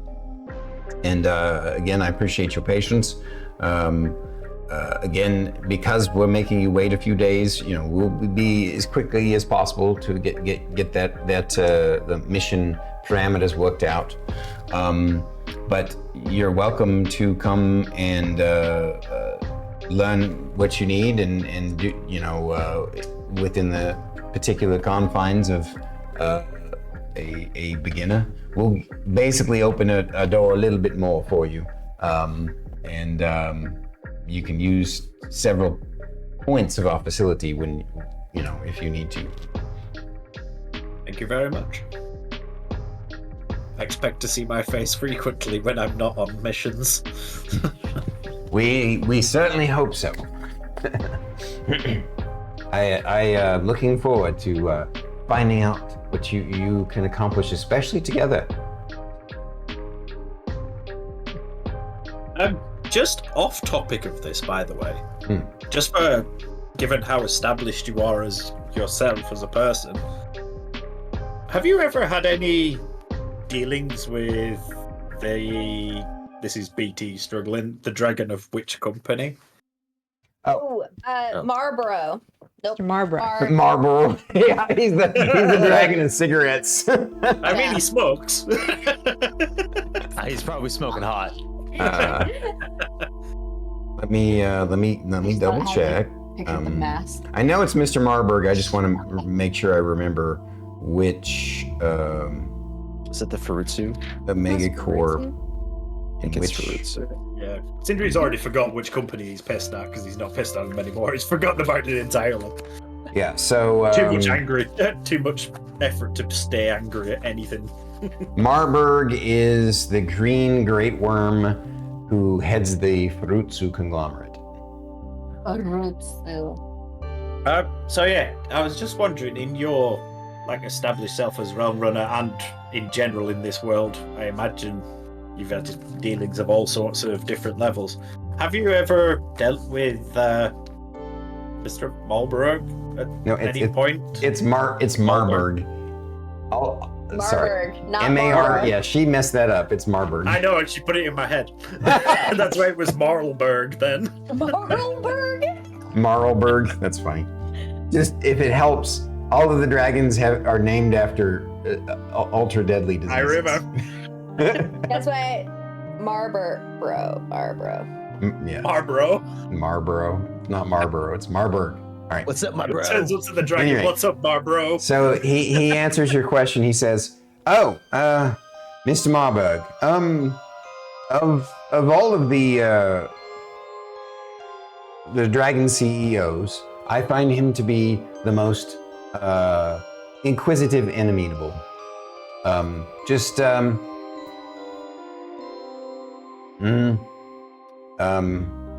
Let him feel important and make sure that you at least have some semblance of deference to him. That's the best advice I can give. Is he more so kind of above table? Is he aware that we have a meeting with them? Because we just asked if he had any dealings, not. No, he did. No. I mean, he doesn't. He doesn't seem to be aware. He does ask. Why do you ask? Out of curiosity about Mr. Marburg specifically. We're gonna have lunch tomorrow. What's your mage rating? You all are what now? Ruby. You've already upgraded to Ruby? Yeah, we're Ruby now, aren't we? Shows him his wrist. Interesting. I knew that you all were talented, but you're advancing far more quickly than I would expect. But that's wonderful news. Yeah, to be fair, we've just got back from a double mission. We managed to talk our way into going for 2 missions on the bounce. We did a double dungeon. Really? The double dungeon, like from But solo it's not leveling. quite. Yeah. I know, not quite, but I was like, that's close enough. Hey, I'm always down for a dungeon. So, Ourselves. wow, that's impressive. Do you have any idea this is- why you ended up with a meeting with Mr. Marburg? I'm just going to say there was an incident where there was a bit of insult towards us from that company, but I'm not going to go further than that because it's not for me to say about them. I understand the ways of business, and I understand that you're not going to go spreading that around. I appreciate your discretion. Say no more. I understand. Well, I will say this: it's a lucky happenstance that you have drawn his interest enough to get a meeting with him. Normally, it takes years of experience for realm runners to get a one-on-one with one of the CEOs.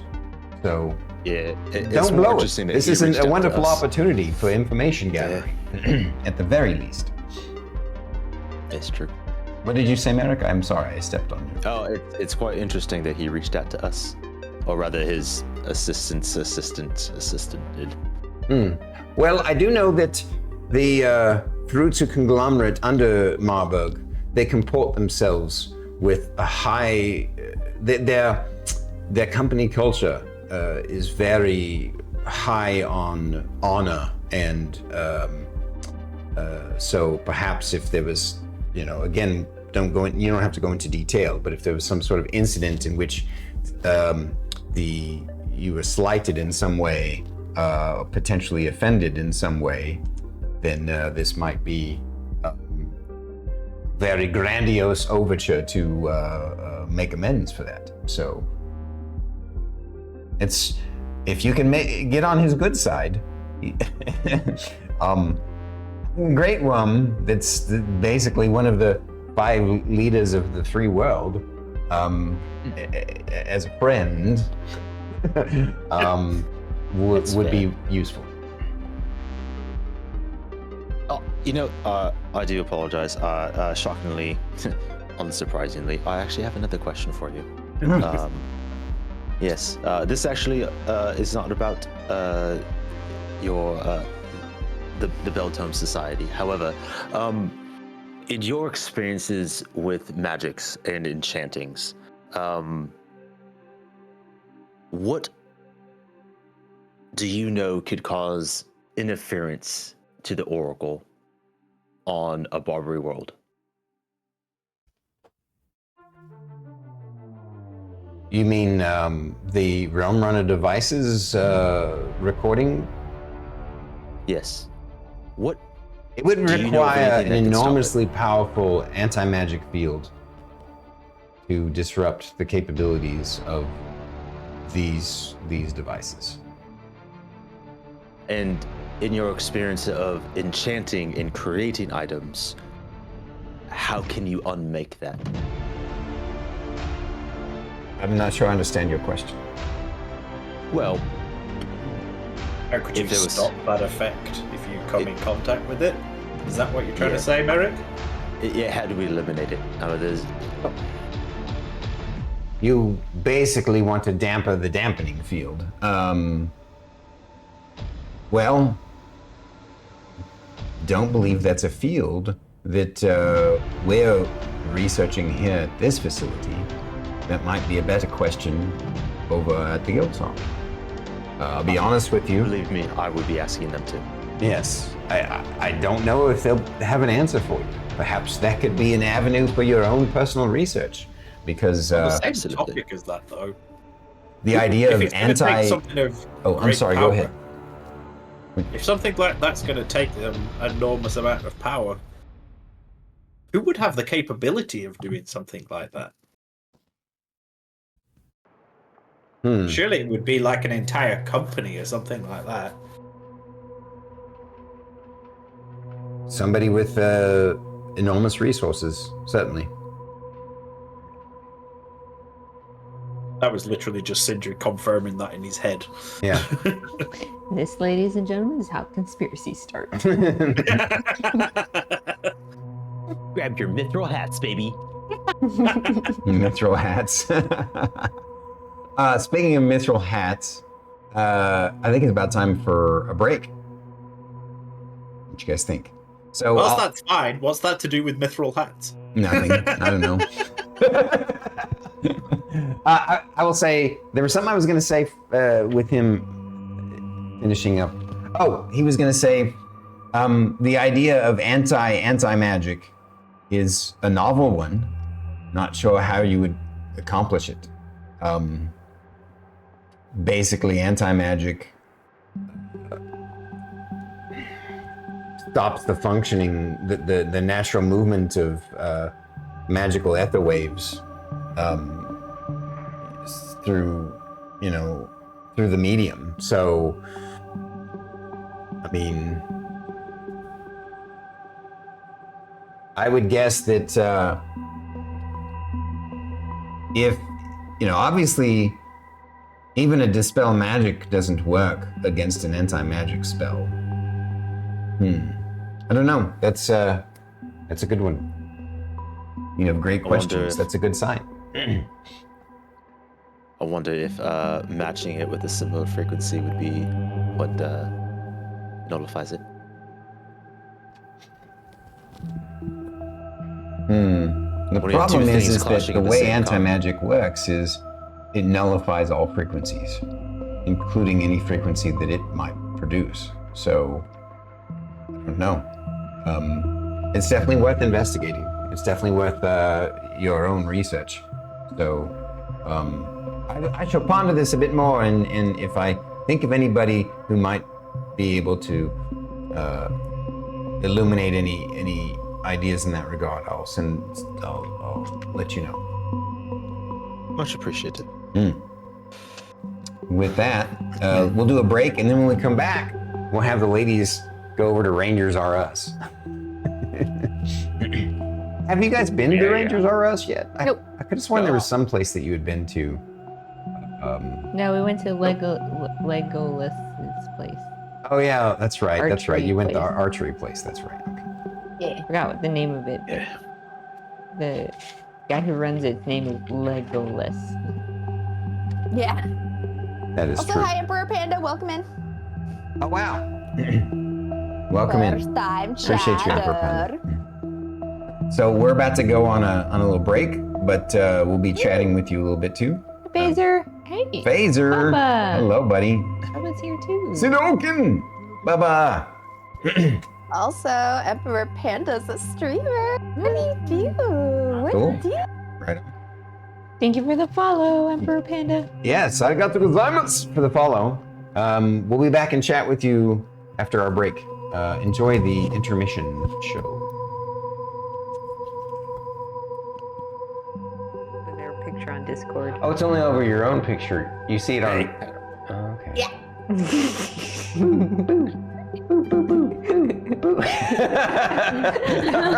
It's gone. This is the most Saved my unconventional life. D&D stream on Twitch. The mouse. How to distract the streamers? Mouse. Oh, he's like my perfect kind of weird. I really like him. I feel like he's the kind of person that would tell Guar it's okay to pee on the tree. And that feels very important to me for some reason.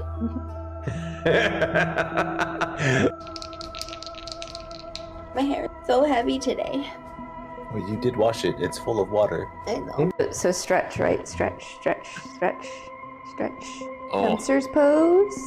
Oh, okay, now you're showing off. Don't do that. I can't touch my toes. That is, she can do standing mermaid on one side. Oh, standing mermaid? Let's see if I can do it in jeans. Okay. Foot into elbow. Connect the fingers. Quick save, quick. Okay, cool. It also sometimes does this sound, this random thing. It just happens from time to time. I think it has to do with some sort of decondensation or something. I don't know. It's really weird. I swear to God, it sounds like an army of masturbating gnomes. Are you sure they're Stormy?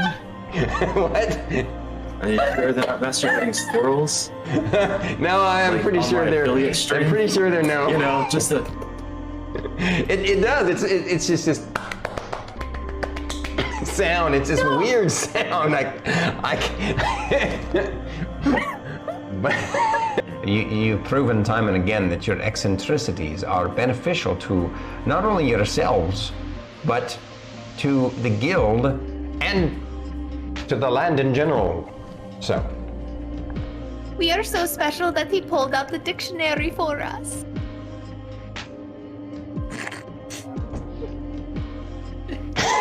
He used big words. and the day had come. The party was ready to begin their fights in the arena against the number 2 ranked guild. Here they are, up against them. The name, the Loam Riders. Will they defeat them? Will they be beaten by them? And such it went. The battle began. It looked like it was fairly even, but it was not. Soon, 2 party members were down, and the cliffhanger had begun. And you guys are awesome. Fight me. Let's go. All right, we're going. I did it too. You did it too. Yeah. We're gonna go chat dance. Here we go. Oh, man. Kids like. To me, is this wonderful? Wait, that's not how you do it. How do you do it? I screwed it up. I can't. Oh yeah, it's this way. It's called the dab. You need to do it correctly. I'm still doing it wrong. Yeah. All right, I'll let you take it away there. It's itsStarKitty. You forgot to hit play. Okay. And we're gonna add cinnamon and a little The extra character, she wants pancakes now. Thank you. There's only one way I'll accept pancakes.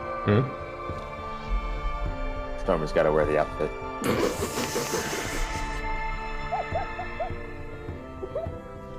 It's canon. It's the only way I think any one of us can enjoy them. You see? So, you guys find yourself that evening dabbing at the inn. No. You find That yourselves. is what Emmeline is doing. She's Yeah. dabbing from side to side on the stage. Oh, he's pretty cool. Okay. My Chonkapillar Chonkapillar's ass liked him. The butt.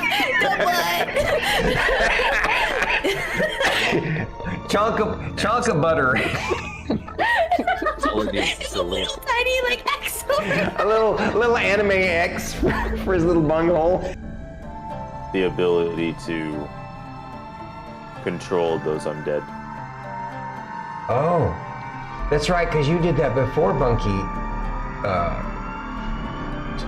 Yeah. inseminated us.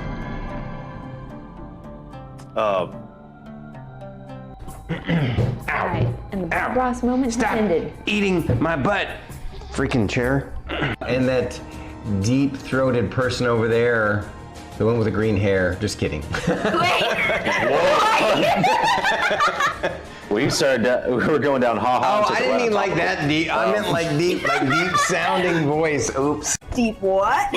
He's got a deep voice, guys. That's what I was trying to say. It's true. Yeah. Do you have a very deep voice? I know I do. It doesn't frustrate you because it's something you can focus your mind on and to help you, I'm going to use the P word, to help you process what you went through. Are you clipping it? Everyone, get some rest. We'll discuss this later, after I've had some time to think. It's And a lot process. to process. Everything.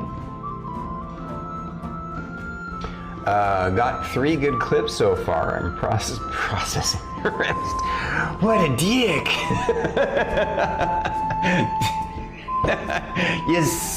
You snuck it in there. You got me to say it. Looks like you have a question, Fern. Is it the same color, the same blue glow? Yes. No, I think if you scroll over their picture on Discord. Oh, it's only over your own picture. You see it on. Hey. Okay. Yeah.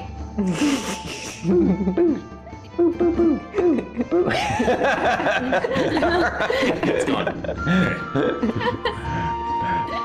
This is the most unconventional D&D stream on Twitch. The mouse. How to distract the streamers? Mouse. Oh, he's like my perfect kind of weird. I really like him. I feel like he's the kind of person that would tell water it's okay to pee on the tree. And that feels very important to me for some reason.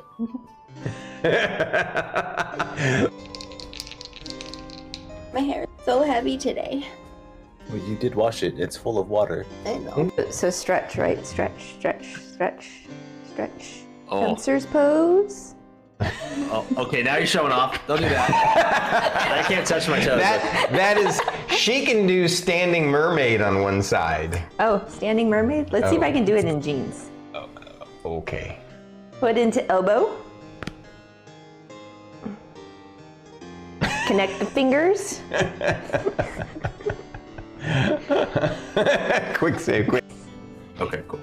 It also sometimes does this sound, this random thing. It just happens from time to time. I think it has to do with some sort of decondensation or something. I don't know. It's really weird. But I swear to God, it sounds like an army of masturbating gnomes. Are you sure they're squirrels, Stormy? What? Are you sure they're not masturbating squirrels? No, I'm Like, pretty on sure my they're. affiliate stream? I'm pretty sure they're no. You know, just a. It does. It's just this sound. It's this weird sound. But you've proven time and again that your eccentricities are beneficial to not only yourselves, but to the guild and to the land in general. So. We are so special that he pulled out the dictionary for us.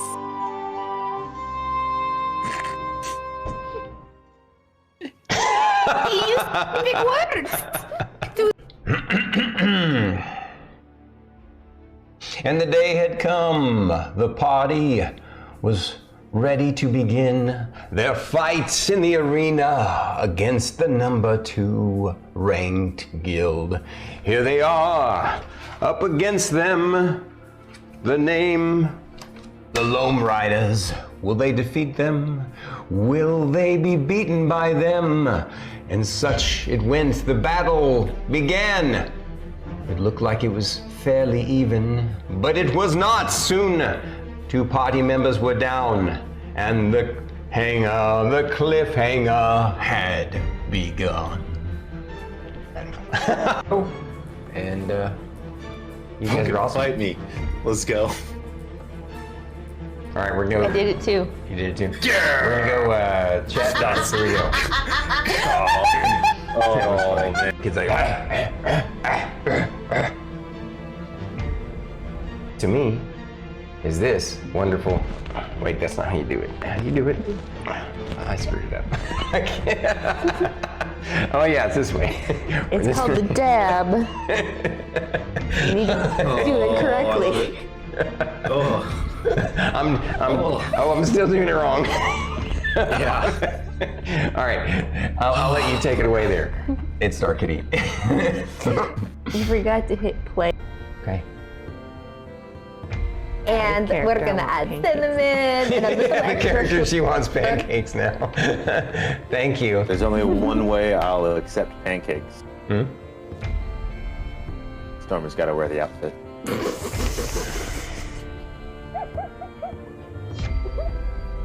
It's canon. It's the only way I think any one of us can enjoy them. Later. You soon? So, you guys find yourself that evening dabbing at the inn. No. You find That yourselves. is what Emmeline is doing. She's Yeah. dabbing from side to side on the stage. Oh, he's pretty cool. Okay. My chonkapillar. Chonkapillar's ass liked him. The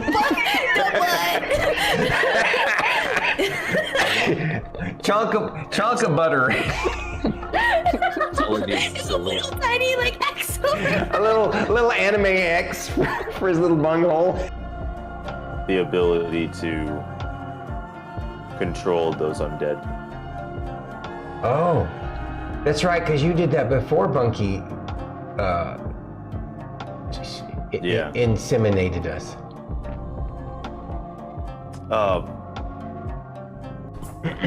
Alright, and the Bob Ow. Ross moment has ended. Eating my butt. Freaking chair. And that deep-throated person over there, the one with the green hair. Just kidding. We were going down ha-ha. Oh, I didn't mean like that deep. I meant like deep-sounding voice. Oops. Deep what? He's got a deep voice, guys. That's what I was trying to say. It's true. Yeah. Do you have a very deep voice? I know I do. It doesn't frustrate you because it's something you can focus your mind on and to help you. I'm going to use the P word, to help you process what you went through. Are you clipping it? Everyone, get some rest.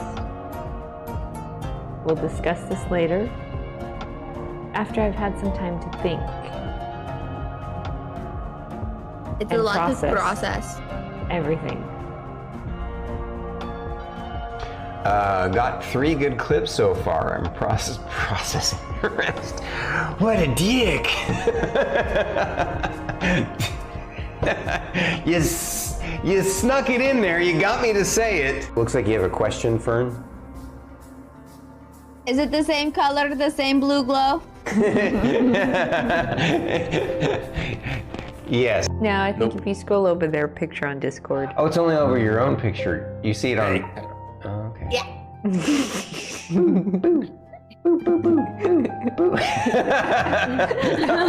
It's gone. This is the most unconventional D&D stream on Twitch. The mouse. How to distract the streamers? Mouse. Oh, he's like my perfect kind of weird. I really like him. I feel like he's the kind of person that would tell Guar it's okay to pee on the tree. And that feels very important to me for some reason.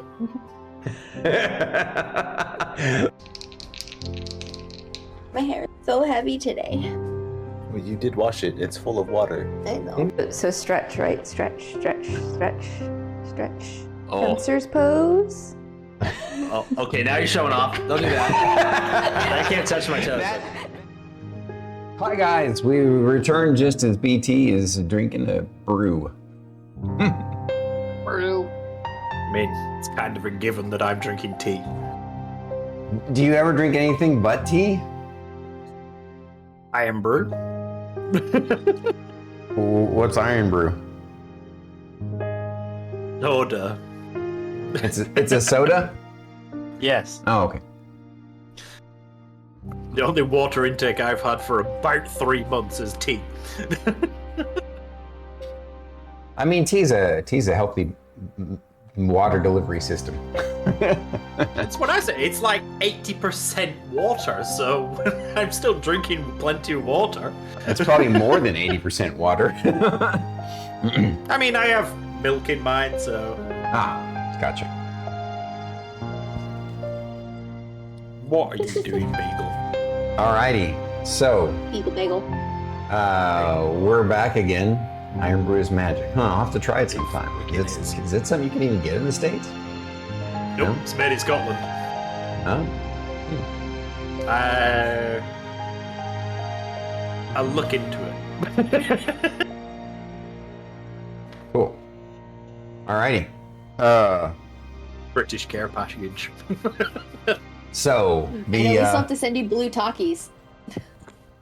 mages so made their good. way home, and now we're gonna check in on the warriors of the party. I love this party is kind of flips the usual kind of tropes on its head, right? You know, in this instance, you know, you have the warriors of the party are the ladies, and the mages are the men. I mean, I guess being a mage is, you know, that's not that surprising, but you get what I'm saying. Like, you guys, it's a unique party dynamic. You would think at least one of the guys would smash something with a stick or something, but Yep. I mean, you can Only- smash something with a I stick. mean, we can. It's I called do. levitate. Yeah. Hey now. Mage hand. Just as long as there's no Yeah, mage hand. smashing Jansen Henson. Hey, Shae has no control over what people do with their magics. Thyra would rage. I would have to take a level in barbarian at that point.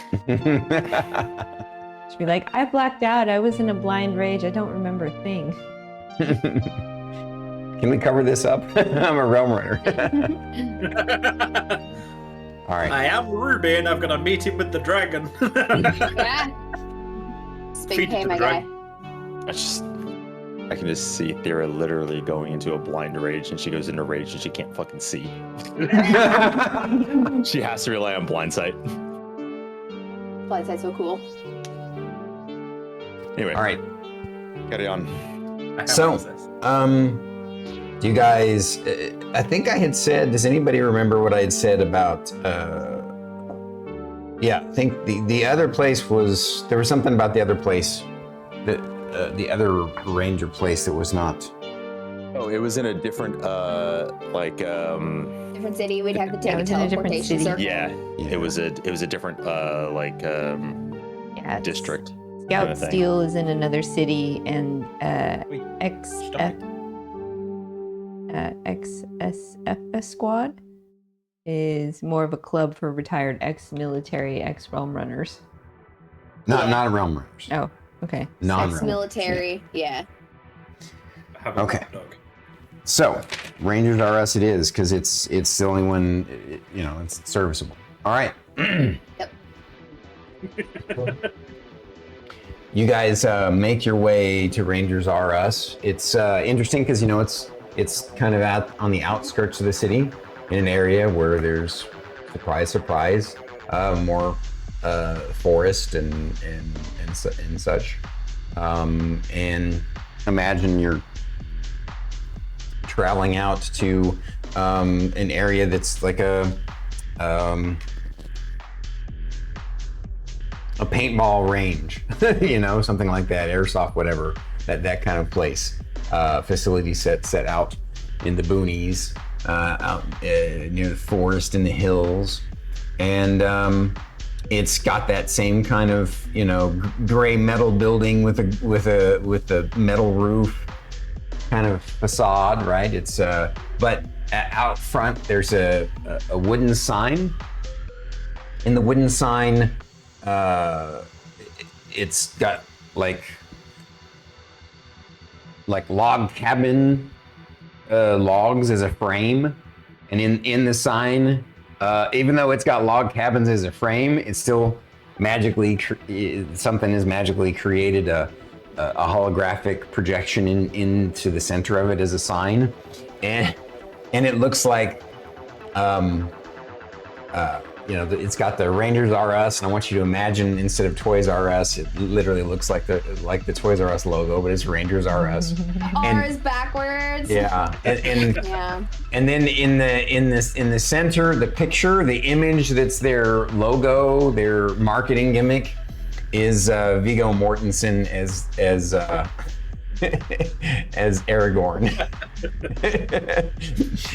And you're very stereotypical Ranger school. And there's lots of cars in the parking lot. It's a gravel parking lot. Of course, you guys, when I say cars, it's the hover automobiles, the magical hover automobiles. And you guys came here by Goober. Uber. Yeah. And you goobered it. And you get out.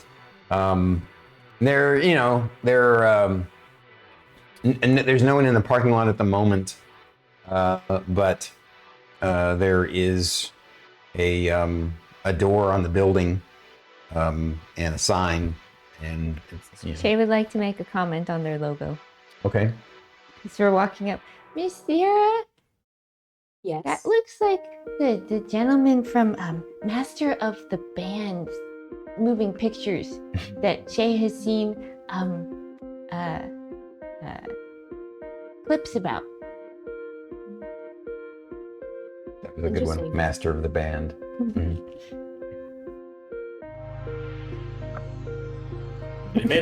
I knew what you were going at, but it immediately made me think of a metal band. Yeah, I know. I was thinking that too. All right. All right. So you enter into the facility, and it smells of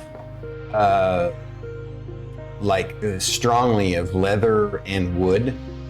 And you're surprised. This place isn't just a facility for what you're here for, but it's also a retail establishment that it looks like you stepped into a what do you call it? A military surplus store, but with a focus on the different kinds of gear that you would experience out in the field for what you guys do. And But it's not magical?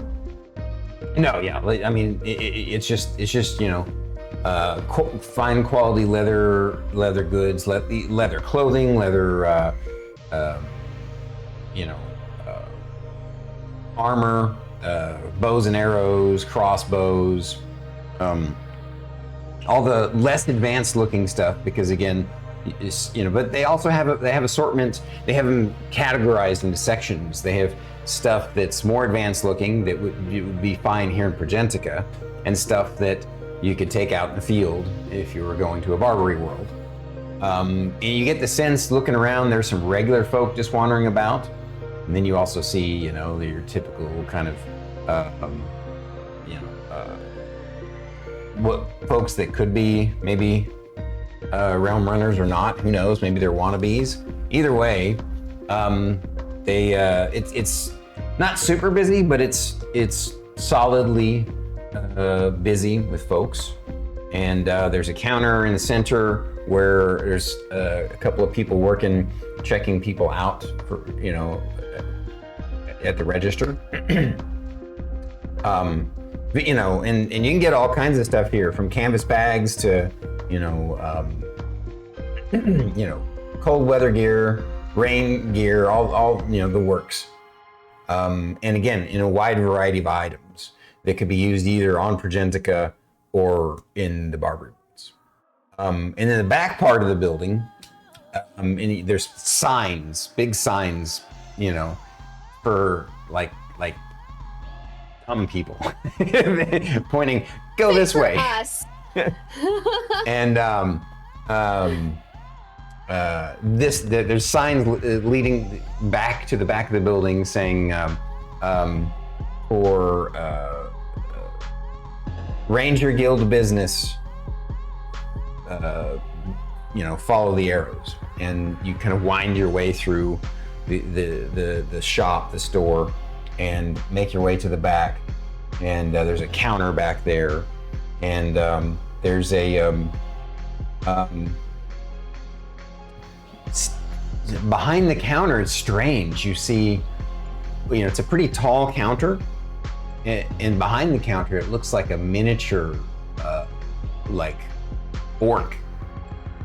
But as you come closer, he stands up off of the stool, the really short stool he was sitting on, and then he's now towering about the same height as Thyra, maybe even an inch taller, and he's a half orc, and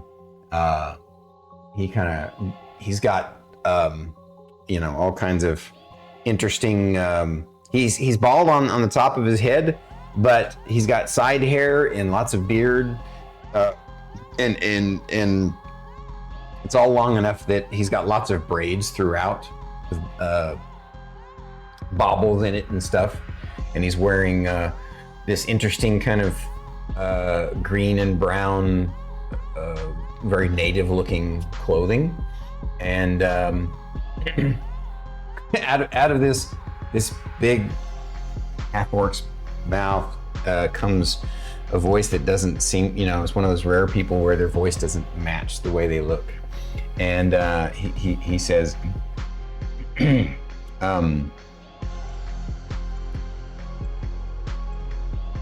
well, hello there, come on down, what's going on here? It's good to see you all.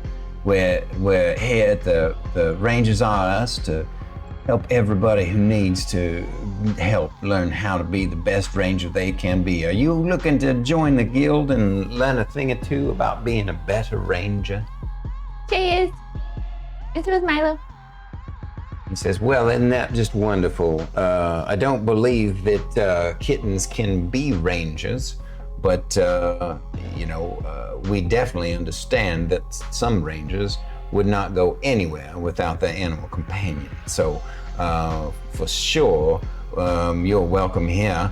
I just need you to fill out some documentation and provide proof that you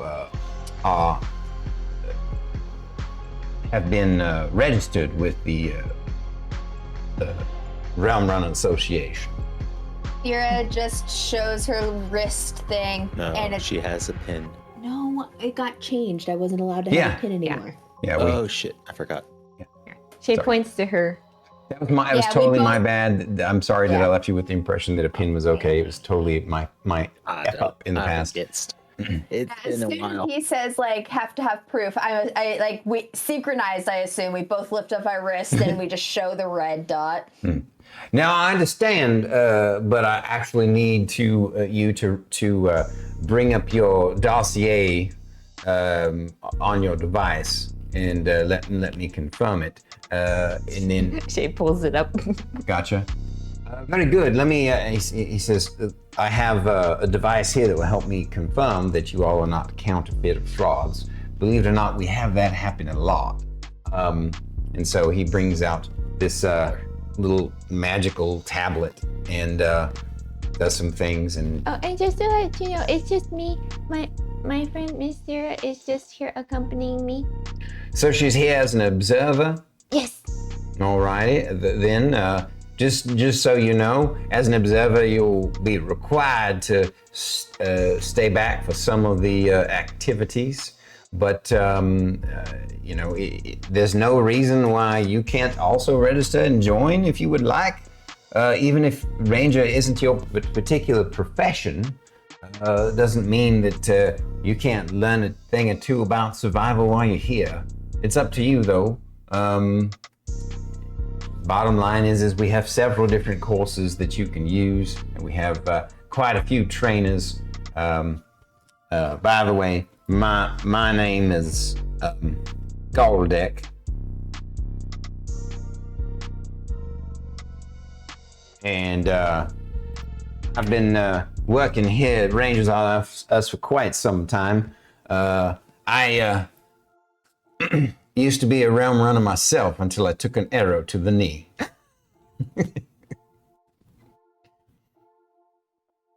I couldn't resist. Sorry. I know. It's perfect. Though.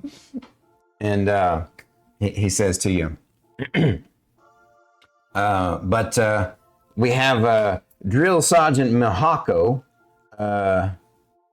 He's going to be. Milhako? Yes, Milhako. Milhako. Yeah. Okay. Just checking. What were you thinking I was saying? I thought you were saying. So you're making a play on Mohaka. Yeah. Oh, Mohaka. No. I'll be honest with you. This name that I just came up with in my head was my drill sergeant in the army, 20 plus years ago. If you're watching, sorry. Probably not. I don't think I need to worry about that. Just kidding. You never know. Yeah, his name just popped into my head, and I was like, okay. So you said drill sergeant. Yeah. Yes, drill sergeant. So, he's quite an honorable fellow. He's very, very, he's very assertive as a drill sergeant, but that's what makes them good when they are.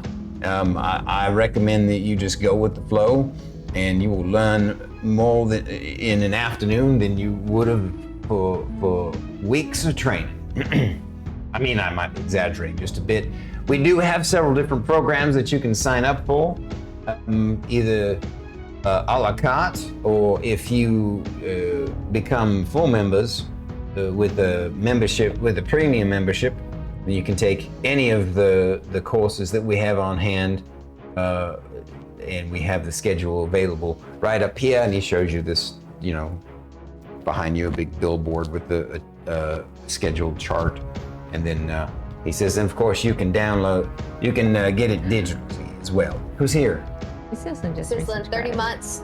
Brett, but sizzling with the resub. Thank you. How to go for the service? All right. We, so Shae is an excellent fighter. However, she needs help with the guidance of understanding her magics. Ah, all right then. Well then, so she's a bit farther along than the basics. Then Drill Sergeant Mahako may not be the best bet. How about let me have you work with Oleana. She's a bit eccentric, but I think that you couldn't ask for a better person to help focus on the mystical aspects that sometimes are acquired by rangers in training. He is a what's the 5e bird person again? Aarakocra? Aarakocra, yeah. She's an Aarakocra, and she's I think that her schedule is open this afternoon. If you'd like, I can go check on that while I'll fill out your registration paperwork. Oh, did you need to verify that I's not I've already done that. Oh, okay. That all happens wirelessly. The wonders of modern Progentica technology. Mm-hmm. I just will like to observe, give Shae the opportunity to have that one-on-one. Of course, ma'am. Whatever you need, we're here for you. If you would like to browse and peruse our wares, they are open to the public, as you can see. Am I not able to observe the training session? Oh, of course, that's not a problem at all. We can definitely arrange for that. You'll have to stay back. You might not be able to see some of the things that they do as they go out in the field for some of the training, but for any kind of target practice training or medical training, it'll become clear very quickly, because she'll probably want to have her go out into a forested area to help her attune herself to the natural magics of the earth. That is fine. But as long as I can reach her. be glad to arrange to have you shadow her. Just make sure that Olina, if you present yourself respectfully to Oleana, she will gladly accommodate you. Alrighty, so he arranges stuff and he says now that there is a registration fee of 230 credits, but to be clear, that means that's a year's membership. That's that year's premium membership. It allows you to come here anytime that you want, and you utilize any of the facilities any way that you need. Could have been a ranger. Would have been cheaper. I'm not here. I don't know this. That's true. I forgot how much yours was. Yeah, 15,000 credits. Was it 15,000? Okay. Yeah. I was like, I can understand 230 for like one course. Yeah, because like Singer's is only 10. Did I say 230? I meant to say 2,300. Preferential treatment. Okay, 2,300. What'd you say, BT? Preferential treatment for Yeah. partner. No. No, that's mean. It's not it at all. I have Even absolutely had still. to call that up. Yeah. 23,000. No, 2,300. 2,300. 2,300. Still. I mean, it's still significantly cheaper, yeah. But It's okay. so, just to be clear, this is more like an advanced gun range, as it were, right? So it's not quite the same thing. No, the totally. organizations you guys joined are very high end. So yeah. We're playing with nuclear weapons as opposed to just ARs. Exactly. So Nuclear weapons. So, do you guys take Pal Pay, App Cash, Fruit Pay, Oracle Pay? Shae has all of them. he says, whichever one you prefer, we take all of those as well. Okay, she pays for it. Okay. You guys arrange the pay, you pay for the fee. It's an annual membership, and he says, excellent. This is, I think you'll be quite thrilled. I've already arranged, since you've taken your time filling out the paperwork, I've already arranged with Oleana, and she is waiting for you out by firing range 3. If you go out that door right there in the back, and you'll be able to easily follow the signs to where you need to go. Any questions for me? Wish me luck. Well, good luck, madam. I'm sure you've got this.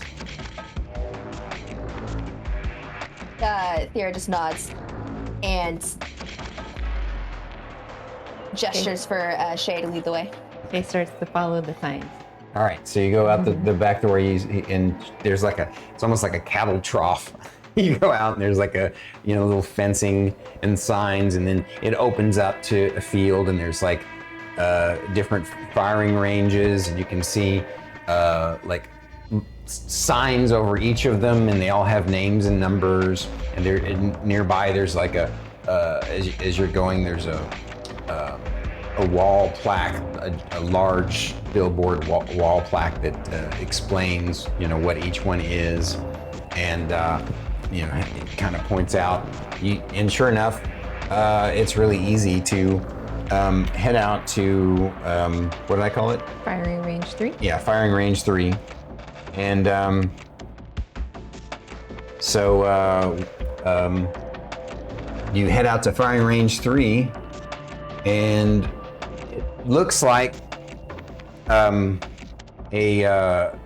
typical kind of archers contest setup, and then there's several different archery targets at the ends. But then you also notice that there's some more advanced targets set up on trees, and then there's like a path that leads off to the side through a deep thicket of trees. And as you're kind of looking around, you don't see anybody. And then you suddenly, out of nowhere, from the sky, this lady just plops down next to you. This bird lady, and she says, I'm here to train you, supposedly. If you are acceptable students, you will learn much. I understand that you are an observer. That is correct. All right, and you're the student. Hi, my name is Shae, and this is Milo.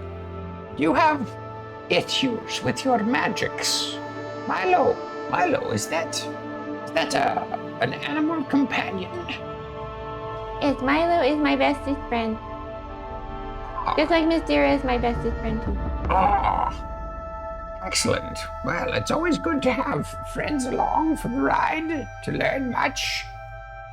Arigato gozaimasu. Thank you for the resub. Razmataz. Razmataz, he's awesome. So, she says, So, what's sort of, are you not able to cast any of your spells at all? So Shae can heal, and Shae can make spikes pop out of the ground, and that's about it.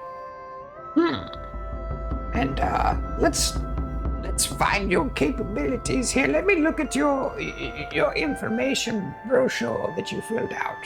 in the, what you would have filled out, some of the information is basically your profession and, what sort of rank of your profession you are, effectively your level, right? And oh my God, thank you for the new follow. For the follow, lady. Ladies. Vengeance? That's badass. Yeah. That's an awesome. Vengeance. Was it vengeance or vengeance? Vengeance. Vengeance. YT. Hell yeah, that's cool. Welcome in. Welcome in. All right, so she says, so you're actually quite capable, potentially? This is good news. Yeah, Shae has lots of experience. Well, not lots of experience, but Shae has experience in the field and fighting. But Shae didn't realize she could use more magics than what she knows. Well, let's see if we can break through that issue that you were having. We can break through it. We're gonna have to go out into the field. I want you to attune yourself. Follow me. Don't stray behind. and she starts to fly into that path that I said was leading off into the forest. And she's not going slow. She just literally starts to fly off right off the bat. Shae takes off running after her. Thyra, do you follow behind? Thyra just starts walking behind Okay, all right. because she doesn't want to interfere, but she does want to observe. Gotcha. Every once in a while, you have to pick up the pace a little bit just to keep up, but eventually, you come to you walk pretty far into the forest. You're easily walking for a good 15-20 minutes, surprisingly, winding through different types of oaks and cedars and all kinds of interesting, beautiful trees and the nice and moist and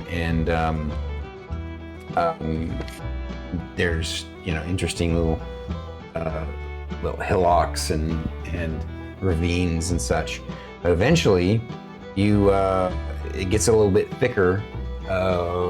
Luckily, this path seems to be well worn, and standing before you is a small little grove with a natural spring, and there's a bubbling brook, basically lazily extending off from the natural spring, heading off in the distance, and there's lots of interesting lichen and mushrooms and fungi and flowers in this area.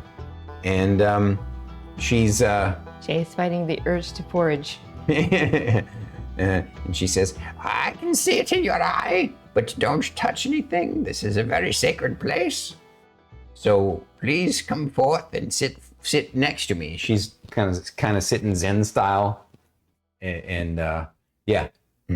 Thyra stands on the outside of it, just to be respectful of space. Right. I figured you were going to stand right at effectively the sort of bushy doorway to this place. Yeah. Yeah. Just, All right. So you're just going out to of observe. respect. Yeah. So she asks you to sit down next to her. Jay is going to attempt to with Milo, unless Milo decides he wants out. Yeah, you plop down and she says, "Now, for your animal companion, is he integral to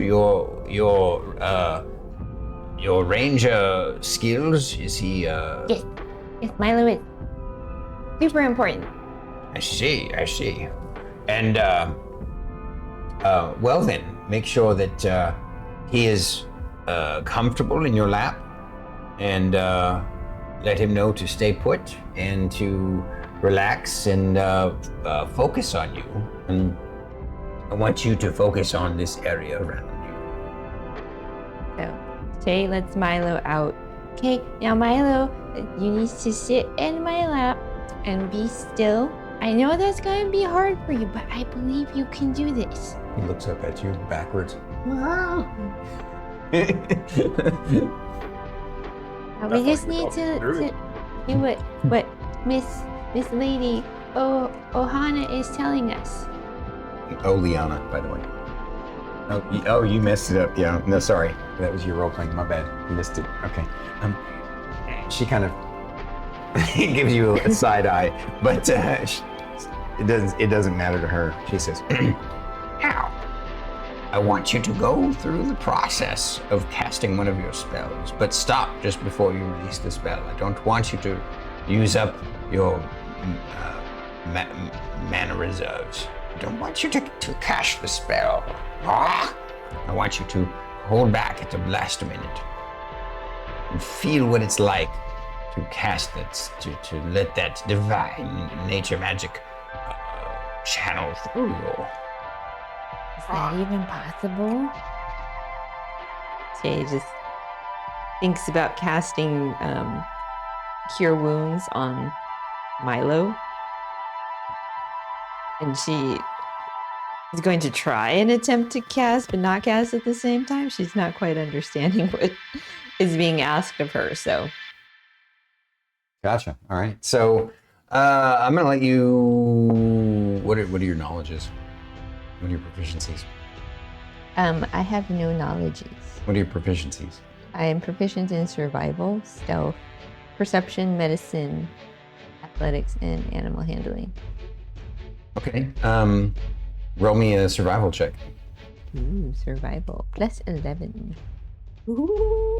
Let's go. 18. Yeah, you surprise yourself because you're able to pull back and stop yourself from expending your spell slot, like in a way that you didn't think you could do. And she looks at you and says, "Aha, you did good. How did that feel?" Surprising, she didn't think she would actually do it. Mm-hmm. What did you feel inside? Feel it coursing through you? Out of character, yes, you did. Terrific. Yes, it did. Now, I want you to realize that that's divine nature magic that's flowing through you and through the ground and the earth and the air around you. It's like a force. Sorry, I couldn't help myself. I just want you to imagine it and know that you can form it into different things, and that there's a particular kind of way that rangers are able to utilize those natural magics, that natural divine energy. So, how many? Let's see. Let's think of an interesting way of putting this. So obviously in D&D, it's a Vancian magic system. It doesn't use mana, and we put it in terms that's like mana. Out of character, how many spell slots do you have? 7. Okay. I know that's how many spells I know. I have 3 third level, 3 second level, and 4 first level spell slots. Okay. she says, I want you to think about what sort of tier your mana reserves are. Each tier of spell that you cast is a certain type of level, as it were, and the mana reserves are like the tiers of the amount of mana that's used up. so add a character, you have 3 of 3rd level, you said? Yeah.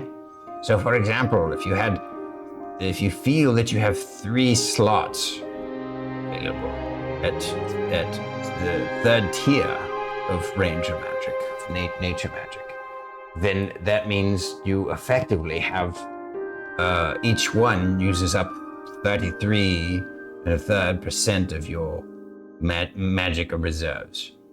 That's maybe overly complicated for you, but I just want you to imagine that any one of those slots can be taken up to use other things. So now I'm going to show you some spells, and I want you to duplicate them. Okay, Shay, we'll try. All right. So now what I'm going to do is we'll just sort of exposition this part, because she starts basically casting various types of spells, other types of ranger spells that you haven't cast or didn't know you could cast, and you've had interest in. And she goes through kind of telling you all about the different kind. It takes some time, and very shortly she kind of gives side eye, because you guys are there for a while. She gives side eye to Thyra, and you know, basically motions for her to go sit on a nearby, you know, there's a nearby tree or something that she can go and sit by, and that it's okay, basically, because you know, just standing there for could be an hour or 2 would be, you know, rough. So And Thyra can enjoy the peace and quiet away from.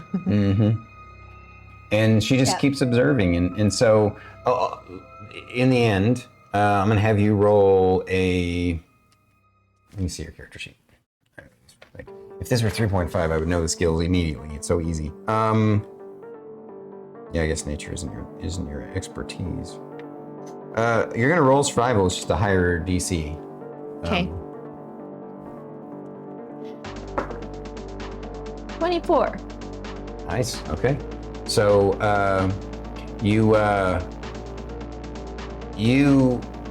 somehow or another, your instinct to master the land and master your environment to survive allows you to connect to nature in an intuitive way instead of an academic way, which is why you don't have a lot of, you know, you don't have proficiency in the nature skill.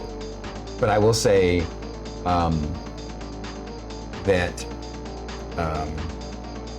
if you continue this training after 2 more sessions, you'll be able to pick up a proficiency in nature. Ooh. And by the way, for you 2 guys, I will write it down so you can help me remember. But eventually, you 2 will be able to, with the knowledge that you're going to be gaining from your guilds, you'll be able to pick up an expertise in Arcana, which basically will be a double proficiency. Nice. That's dangerous for Merrik. I just looked over his character sheet.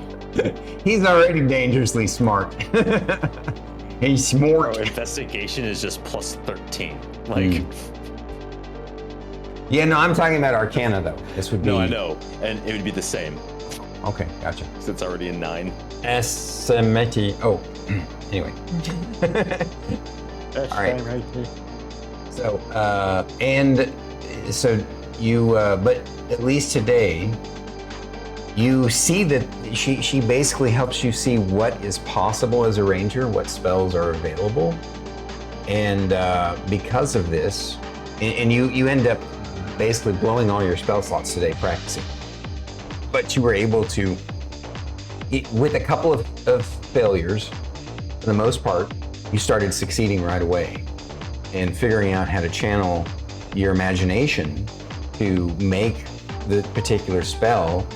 Again, what she described to you, the type of spells that a ranger is typically their skill set.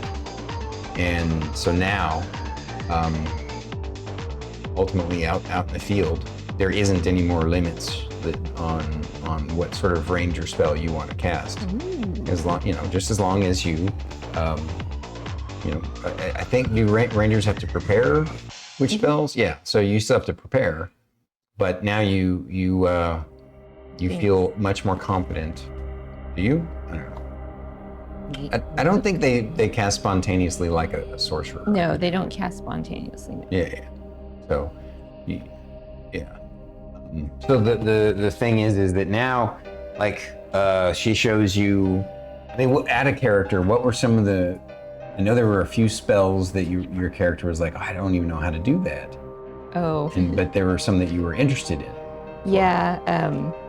So Shae would ask her, it's like, so with being a ranger and being connected to nature, does that mean that Shae would be able to like talk to plants and animals like she's seen in some of the moving pictures?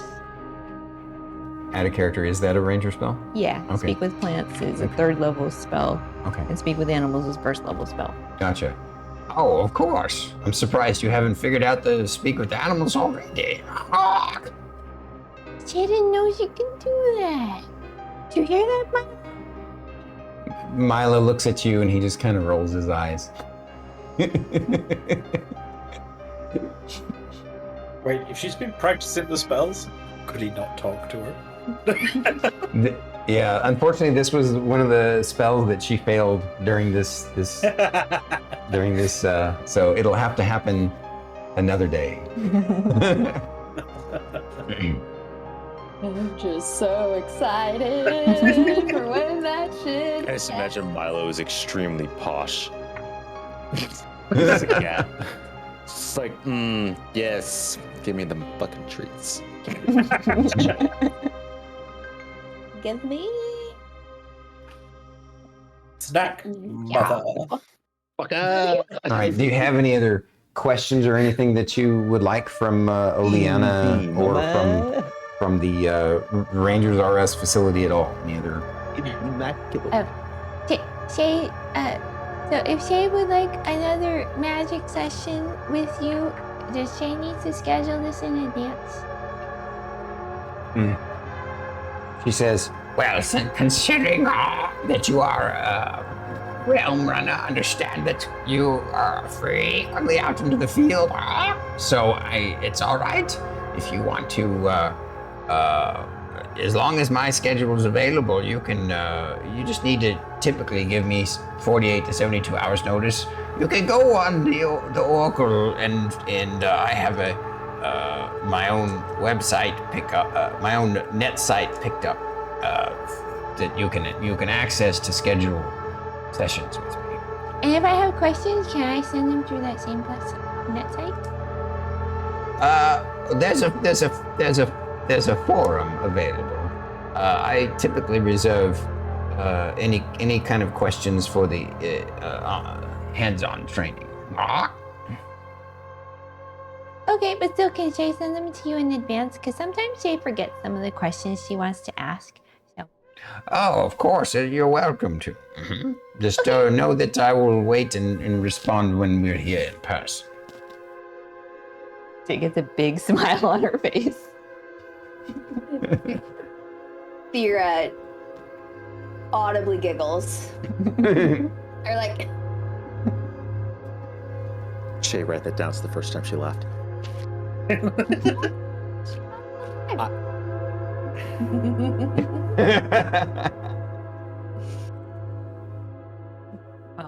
Shae stands up and she bows to Miss O and says, "Thank you so much for the lesson. Shae's looking forward to learning more." Well, it's always a pleasure to have wonderful, sweet young students like yourself. Stay careful out there in the field. I look forward to seeing you again. Shae walks over to Miss Thyra. Are you ready to go, Miss Thyra? They learned lots. Yes. You did. Congratulations. Are you looking forward to speaking with Milo? But that'll have to wait. Mm-hmm. I look forward to that for you. Now let's get out of here. Because if I stay here much longer, I'm not going to want to leave. It's beautiful and peaceful and quiet. Gotcha. Maybe you should register, Miss Thyra. That way, when you want some peace and quiet, you can come here. Possibly. I don't want to take away from your lessons. As you're leaving the what's his name? Galdeck. Orc. Yeah, he tells you that you're welcome to use they have several different shooting ranges for archery too, since a lot of rangers focus on archery. And so now, instead of the other archery place that you had a membership with, or I don't know if you had a membership or if you just I think you just paid a la carte that one time when you went there. Yeah. It has a question, Mr. G. Of course, what can I do for you? So is there like a place to spar here? Because Shae is more of a 2-weapon fighter ranger. Oh, a 2-weapon ranger. Yes, of course. We definitely have a training arena for that kind of battle training. No problem at all. That would be Arena 4 over on the southern part of the facility. Okay. We have that one's definitely going to be Drill Sergeant Mahawk up there. Good to know. Thank you. Mm-hmm. Alrighty. So here's the thing. This is like a whole hour early, but I don't think I kind of want you guys to do a little bit of homework to come up with some interesting questions for Mr. Marburg, the great worm green dragon. Unless you all are confident that you already know all the questions that you want to ask him, because this is a potential big lore drop, and it could be a really interesting and fun role play. Now obviously we're not going to do 4 hours of a talk with Mr. Marburg, so we could also do a talk with whomever you guys might want to talk with, and of course then we'll also be doing the guild song with Merrik. So after Mr. Marburg, I think we should be able to accomplish those. Maybe even. Yeah, I think we might be able to accomplish the rest of it next week. The thing is, the next one is you're meeting with Mr. Marburg. So, what do you guys think? Do you feel confident that you kind of already know what you want to ask and talk to him about, or do you want to have a week's worth of thinking about it and homework to come up with more interesting questions? Ooh. Honestly, as Merrik, I have no idea what to expect from him. I don't really know what exactly he wants. So for Merrik, those questions will more than likely stem from his conversation and questioning, his, let's say his motives, but like you requested a meeting with us. Right. What would you like from us? And then we could post questions from there. I can see that being viable. I feel like that's definitely more so Merrick's perspective. I know Merrik would want to ask about the Death Stalker, right? And that's kind of like a free form, like hey. And then back and forth. So I'm cool with going into it now. I'm also okay with waiting till next week for like that big lore drop. So Yeah, because I feel like the main thing for Thyra as well is the Deathstalker, considering it was like the Deathstalker that like got it. triggered the whole thing. Yeah. You know, even though they responded the way they did, it was because of that. So we want to address that problem. At least Merrik does. Yeah. Fair enough. I don't know. What do you like? What Yeah. about you, BT? I mean, again, Sindri's not exactly the type of person to be prepping questions for him. The only thing that he'd want to know is, what are the chances that this is going to happen again when we work for you? Because this was the first main time that Sindri ever got pissed off with something. Yeah. And you're working for a company and they point a gun at you, it's kind of a big deal for him. Yeah. It's like, hang on, I'll walk into the office of your building and just set off fireball. How would you react? But apart from like the brief anger side, but that's already gone because he's not going to dwell on it.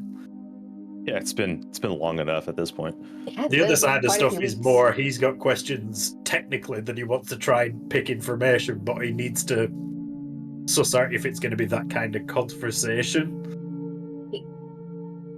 Well, but then you would want to be prepared ahead of time, kind of know ahead of time what you guys would want to know from him, what sort of information you want to try and gather from him. So it might be worthwhile to take some time to confer with each other and just come up with a few like leading questions and whatnot. If it looks like the conversation is open enough to steer in that direction. I'm sure Shae has plenty of questions, and Shay's I'm got so her excited. typical Shae questions. Okay. But Okay, she's I've got also my got 2 questions that's about it. asking him like some lore related stuff, you know, like about the King of Midnight and the Dark God of Secrets. He knows anything about that? Because, you know, we're supposed to ask about that. That's what Mr. Abe said. Mm-hmm. And of course, her general questions. Have you ever been to the barber world? Okay, so you already have some questions for him written down. Nice. Yes, I've All got 1, 2, 3, 4, 5, 6, 7, 8, 9. I've got 2. And then Thyra and Merrik are both like, so the Deathstalker. Yeah, the super The meaner's on her Deathstalker, list the too. dragon in the ice. Super means on her list too. What was that? What was The that? dragon in the ice. Mm. Do you think we should talk about that? I thought we were I was under the impression we're not supposed to talk about the dragon in the ice. That does actually remind me, though, that I wanted to prep Stormy, that just in case he does want to reveal information about it, Sindri wants to cast his spell to find out about that. Oh, you want to try legend lore on your vision of the thing in the ice? Yeah. It was one thing that I keep forgetting to like prep you so you can come up with something, or you could turn around and go, no, it brings out nothing. Well, I was gonna say you're just either welcome to ways, I use the wanted to give spell. you that I appreciate chance you giving me some pre-thought, but you don't have to worry about that. It's honestly why I don't use it like wherever we've got downtime, because I'm like, I want to give you some chance to come up with something rather than just quickly throwing something together when it's to do with deep lore. Well, keep in mind though that there are limits to what the spell can accomplish, especially in this world. So, yeah, I appreciate your consideration, but I honestly don't mind if you want to, throw it out whenever you think of it or want to. And if you want to, in fact, since we have a little bit of time, if you would like, we can go. The team can meet back at the apartments this evening. Or this afternoon, and you could bring it up to the team. I'm down to do that if everyone else is, Yes. because I can use it twice in a day. So we could do it about the dragon in the ice and something else, or 2 other things if other people have ideas. Anyway, shut up. We can roleplay this. The dragon in the eyes. The Okay. dragon in the eyes. So,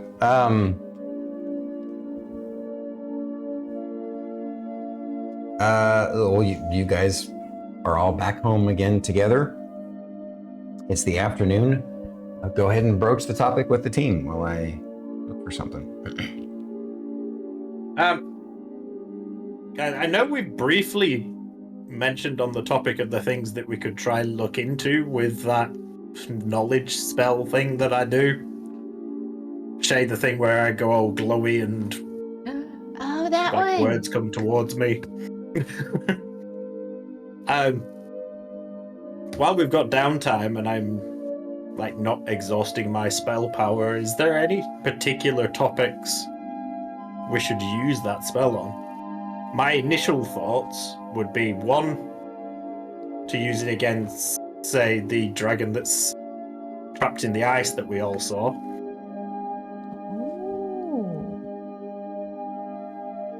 And my initial thought is just another one would be to use it on Abernuckle. Those are both great ideas, Mr. Sindri. If I do remember what Raven's Edge has said before, when we wanted to use the spell for the dragon, there might be consequences if they are alive or something, if I remember correctly. I do accept that, but on the flip side of that, we've used it on the Death Stalker. That is true. And we've seen what he can do. I am quite intrigued by the idea about the dragon in the ice.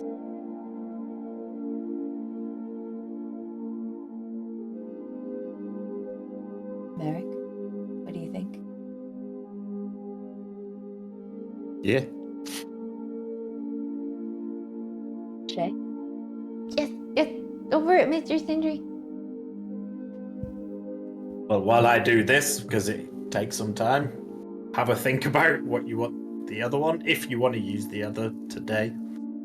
I am kind of limited to 2 of it a day. It takes a lot of magical energy to be able to do it.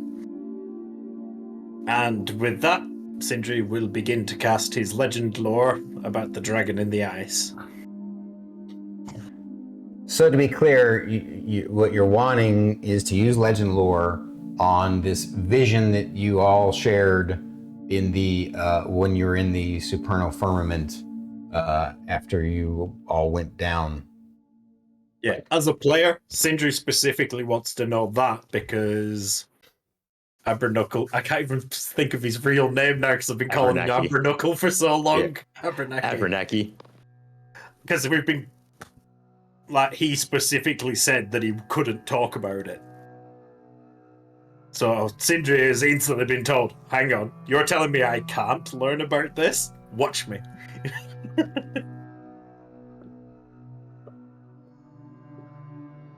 Chair broke. Okay. I need to take a look at something. I need to take a look at something. That's what I need to do too. I have. Well, Erasia. I'm sure you're going to beat me. I don't know.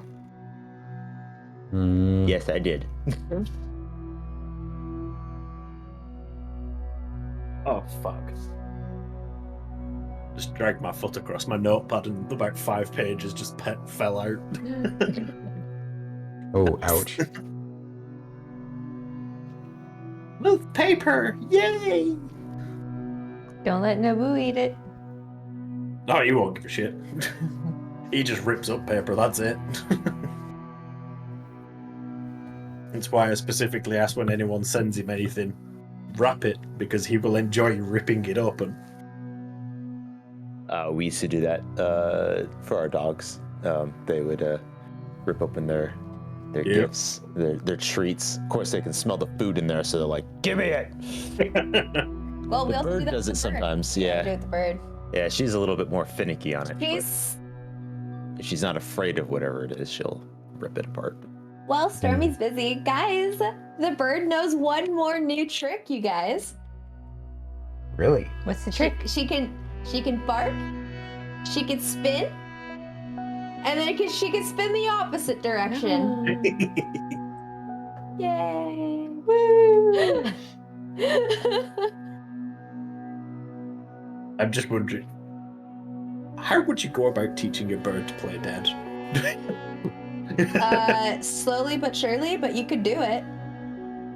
You would have to, we would have to be able to, a lot of it's, clicker training. If she, if I could get her to, roll over, which is difficult to do I on heavily command. insist you never teach her how to play dead, Druid.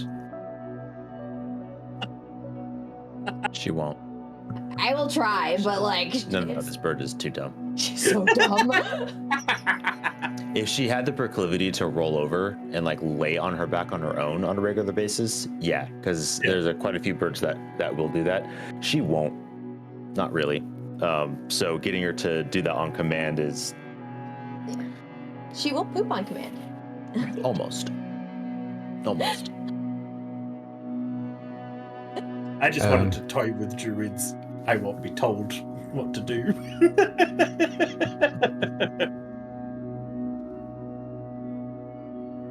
Missed. I'm glad that. Thank you guys for continuing the conversation while I. Did you find what you're looking for yet? Oh, yeah. Okay. Yeah. What were you? Doesn't really answer the question that I would have, and that's fine. Well, it kind of does. I have the half horse, half man song stuck in my head. You know what I'm talking about? I do. You know. Showed it to me. Yeah. Yes. I've just got the image of a horse rogue as an idea in my head. That's just going round for the last day. Wait, what?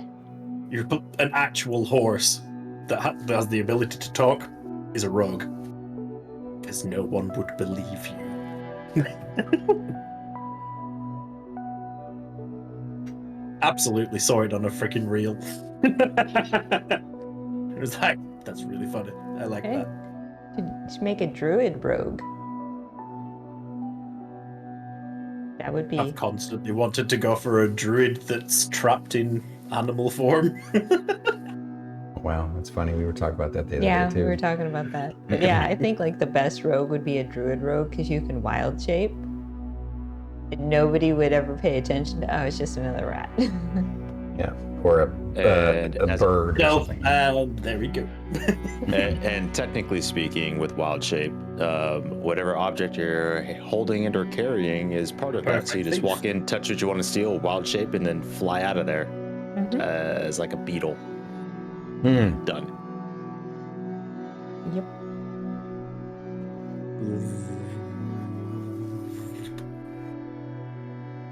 Mithril. Okay, so your spell finishes, after some time. You find, as you're casting this spell, focusing on what you want to learn about, I need you to make a Constitution saving throw during the casting of this spell. No. I don't like that. That makes me nervous. Imagine this makes Sindri super dumb. He's already a little dumb. It's already dumb. I just said that. He's not dumb. What's his intelligence? 22. What's his intelligence? 14. That's not dumb. That's highly above average. Right? 10 is average. Right. If you have a modifier Sindri, of 1, you're above average. If you have a modifier of 2, you're technically extremely well learned and smart. And then there's Merrik. 3 is genius, and modifier of 4 is like Einstein level genius. So Nice. anywho, all right. So you got a 22. Yes. Okay. Is that what I said? For a moment, while you're Oh, casting sorry. this That's spell, right. it's almost as if there's, the whatever kind of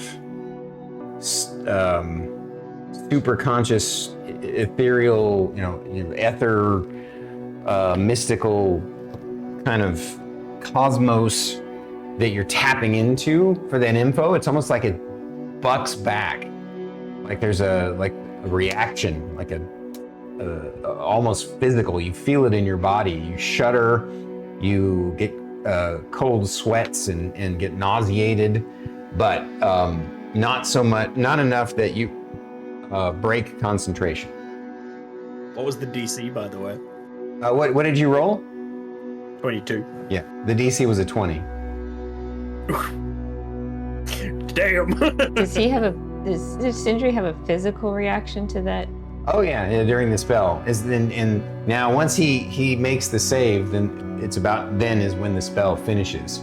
But if you had failed the save, then the spell would have just fizzled and would have been useless. As soon as Shae notices the physical reaction he has, she's like, heals. Now he does that thing where he's floating in the air in a column of light, and his light is coming out of his eyes and his mouth, and he basically, like an oracle, not like the internet oracle, but like an oracle, he speaks out. He opens his mouth, and his voice intones the sort of a description of the following, and that is, you imagine. It gets actually nothing intones out of his mouth. Normally he intones information, like knowledge, like a story or something, right? Or a history. In this instance, he experiences something that he can't intone while the spell is active. He's gonna have to talk to you guys about it and try and interpret it later. It's more like all of it that happens from it this time is a dream. And he dreams that he's zooming through the cosmos at incredible speeds, whizzing past galaxies and stars, and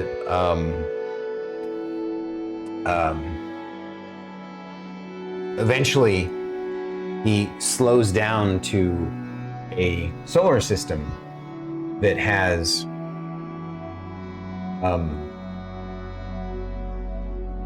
5 planets rotating around it.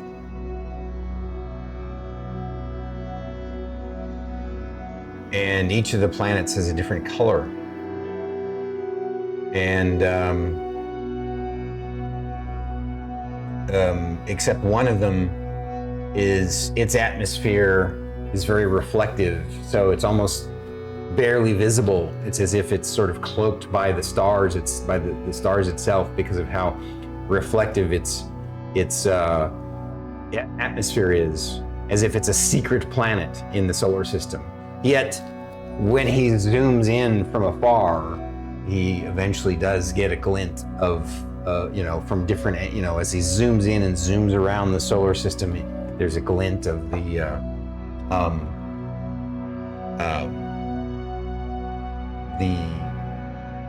this secret mystery planet, just because of the way the light of the star hits it at a certain reflection point. And all of the colors of the planets match and mirror the planets that you all are from, with the exception of obviously the mystery planet. And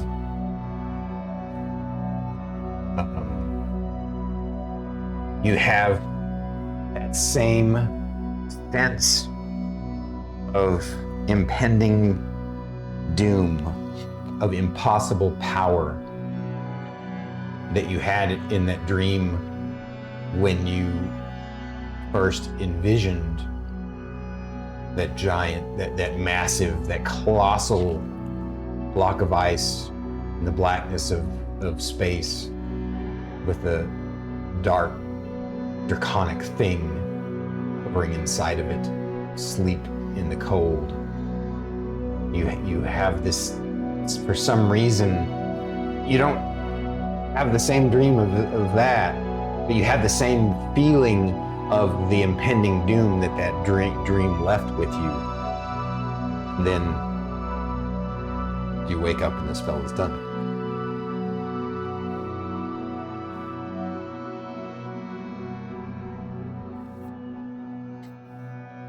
Mr. Sindri, are you okay? I'm not. That was different. I think I just learnt about the possible effects that can go wrong with that spell. You didn't say anything. Scene. All right. Shae, you seem to have noticed something. Well, you did have a physical reaction to the spell, which you didn't before, which is what made Shae worry. But the spell happened because you were all glowy and everything, but you didn't say anything like you normally do. Correct. I'll be honest, it felt very different to how it previously does. That almost came across like a dream as opposed to information. I know we've got songs and stuff before, but that's just come to me as like an information, not as a visual experience. Your spell is strange, Mr. Sindri. I can confirm that. And I think from what the people who are outside this party that heard about it have said, yeah, they agree it's very strange too. It is. But, Merrik, you're probably the best person to ask. Yeah.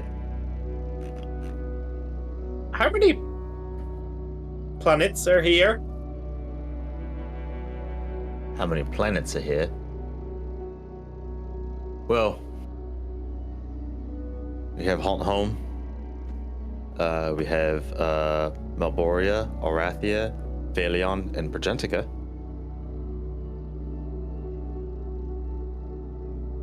That's 5. And a star. Why? You see, he looks visibly uneasy at this point.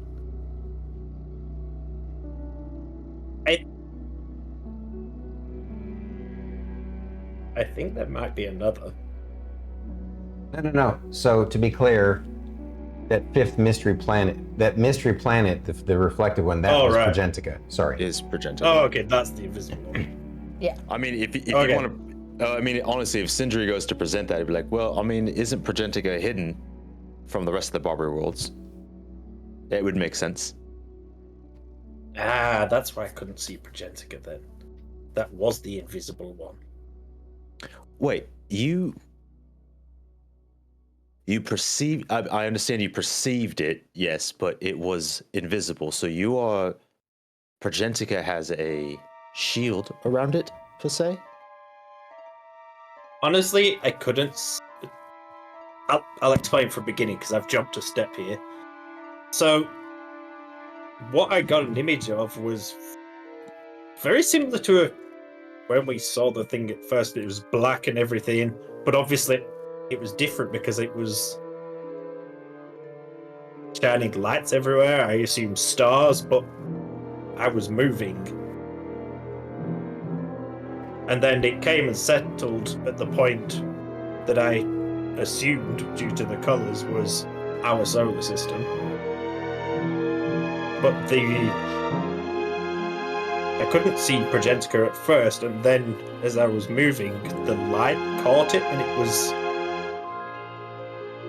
almost shimmered like something that wasn't there, but ever so slightly visible. Almost like a mist. I don't know, I'm lacking the words to describe this. BT Almost also like an lacking the words to describe this. You're role playing Echo. fantastically. Please continue. Like an echo of something. That's probably a good description. Or like a spirit. almost as if it's in its own plane of existence, crossing through. That's why you're a wizard. You're a wizard, Merrik. Yes, Thank you, books. Maybe I should start reading some more of your books. Did you have Wait- any wait a other minute, senses or feelings? Sindri, do you think, just out of curiosity, do you think that if you were to re-reflect on what you've experienced, do you think you can replicate it in your mind exactly as you perceived it? I can help answer that. Not in the detail of what I just saw. Yeah, it's going to be very ephemeral. The way you remember a dream, you know, how you can remember a dream. Sometimes it's very vivid, but you still kind of don't really see like there's like a kind of a shadow over it all. That's Yeah. Oh, I've got almost a visual representation that you might have seen at some point. So you remember if people like drawing on scrolls and stuff with pencils, or I can't remember what that stone's called that leaves lines and stuff behind. No, when you don't use ink, you use the other one. Like a charcoal. Chalk? That's the one. But if you Charcoal? rub that off, you're left with the imprint of the thing there, aren't you? Yeah. So if you imagine that's what the planet looked like, it was like an imprint of the planet in space. Interesting. Not. I have an interesting idea. And I have a question. As you were experiencing this, did you sense anything? Or were you just seeing? Same thing as the first time. Actually, I never discussed with that with the first time. Did you get a really horrible sensation Dragons of of Doom? like... Yes. Fuck that thing. Yeah. Same thing. Excellent. DM question. Yeah. Was that once we'd got into the solar system, the Doom? Right. Towards the end Or of the the entire time. vision of the dream was when the more you're there hovering and moving through the solar system and observing it, and then you would slow down and pause, viewing the solar system in the 5 planets, rotating at different tiers around around the star. You ultimately started that impending doom built like a crescendo until the dream ended, and it was at its apex of intensity at the end. So, the Doom side of it, the really horrible shit, it started once I'd got to like seeing our planets, but as then it kept going and further into the vision or dream, whatever the hell it was, it got stronger. Did you happen to come across the dragon in the ice in your No. vision? No. It just happened to be. Wait, This was its lore. this world's ruled by dragons. Yes. All dragons are having their own agenda of sorts, but I assumed that they could ally against a common enemy.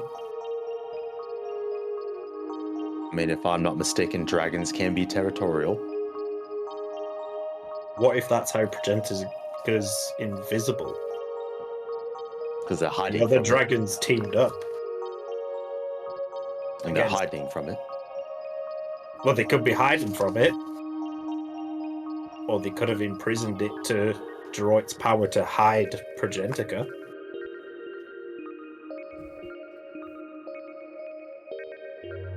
Interesting. Unrelated idea, but related. I wonder if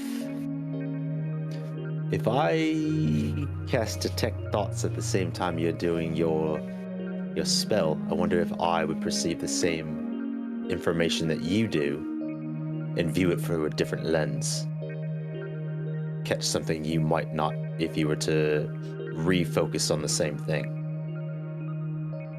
I mean, there's only one way to find out, but I imagine similar to the negative side effects I feel, you're going to get them too, because you'll be inside my head. Well, your side effects That's if it works. I understand. Your side effects stopped once you finished casting the spell, and I would cast the spell once you're... question. More of a mechanics question.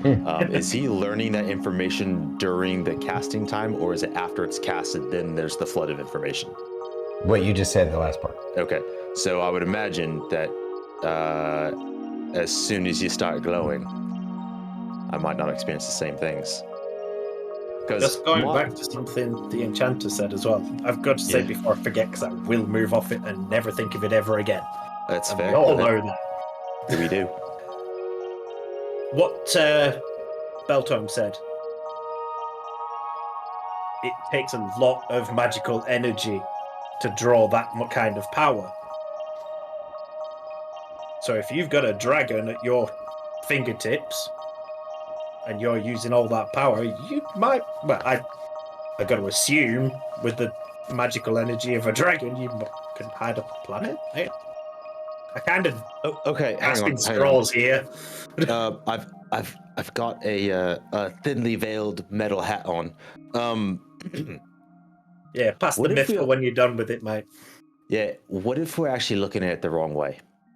If you perceive this as more of a metaphor of the dragon trapped, and you want to take that idea of its shielding Progentica, what if what we saw is not the enemy? What if it is the dragons of Progentica that are the enemy? I just meant that the dragon in the ice is the enemy of the dragons.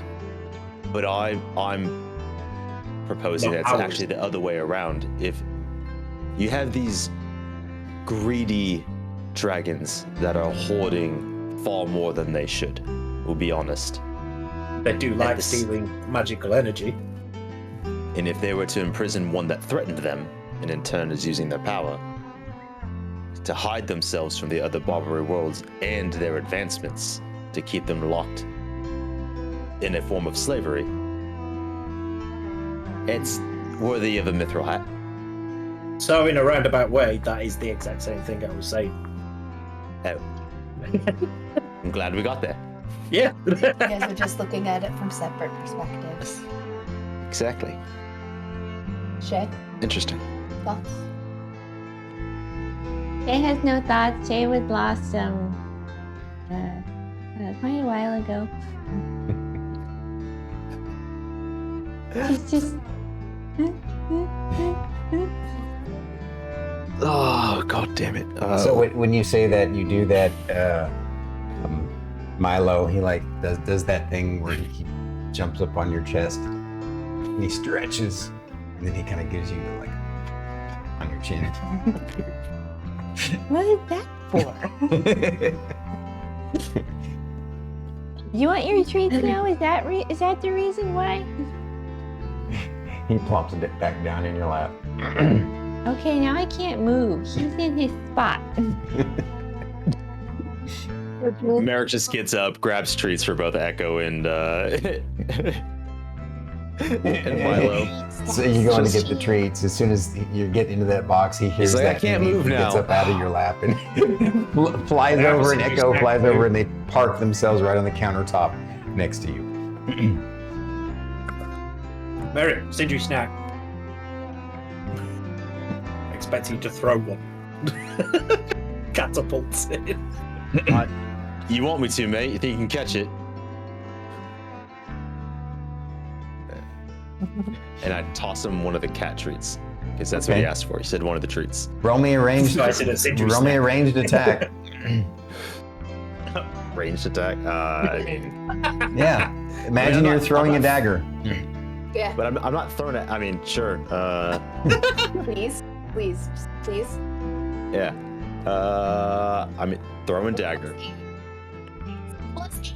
Yeah, 18. You like, it sails perfectly right into your hand. Well, And I'm sure Milo's like, I was kind of hoping for something more snackish from me. Grabs a tea bag. And throw a tea so bag at him. at this 10. point, Raven's What's Edge you like, Pipe just- pops in. He says, well, then if you don't mind my asking what you all think, is it worth the risk of using your spell to delve into our quote unquote benefactor, Abenaki? I mean, I want to. I'll But be honest, also- I want to, but also that took a lot. Like I also that, feel like the previous times did not take that much out of me. He did say ask questions. only if you're comfortable with doing it. I'll have a cup of tea first. Your tea bag's right here on the floor, mate. I gathered, I saw you. Did you forget the weight of those things when you tried to throw it? I did. All right, so you have some tea first that is not from the floor, and then are you No, going to try I picked the tea again? bag off the floor and use that one. Oh, Because okay. BT would do the exact same. Dust it off real quick. Sindri's making Pretend you're himself like Bob tea. Ross. Shay's like, there's snacks in the cupboard next to the tea bags. And they'll get drunk too, Shay. So do you want to do it? If everyone's in agreement to do it, I'm fine doing it. Okay, as long as it doesn't hurt you, Mr. Sindri. Okay, we'll be ready with the heals. Well, I survived the last one, so fingers crossed we'll do it again. All right, so this time you're going to cast the Legend Lore spell, focusing on somebody you spent several months with, Mr. Abenaki, right? Yep. All right. We spent 3 months with him. That's several months. It's a few. Accuracy. But good memory, by the way. Thank you. All right. So, That's all he wanted. Fate had Merrick's memory. He remembered something. trust me, I get it. But anytime rather than looking you at remember your something, notebook. it's like, oh God, I can't believe I remember that. I'm so proud of myself. Oh, I'm proud of you, buddy. I said, I'm looking at your notebook. Oh, He needed head parts. From BT. Oh, okay. I love it. For me, it was fine. All right. So, interestingly enough, this time while you're casting the spell, you start to get the same, a similar reaction towards the middle of the spell, where it's as if there's something blocking, and you have to really focus your concentration. You guys see him like break out in a sweat. Your body feels like you have one of the worst cases of the flu you ever had. You're really queasy, and you need to roll me another Constitution saving throw.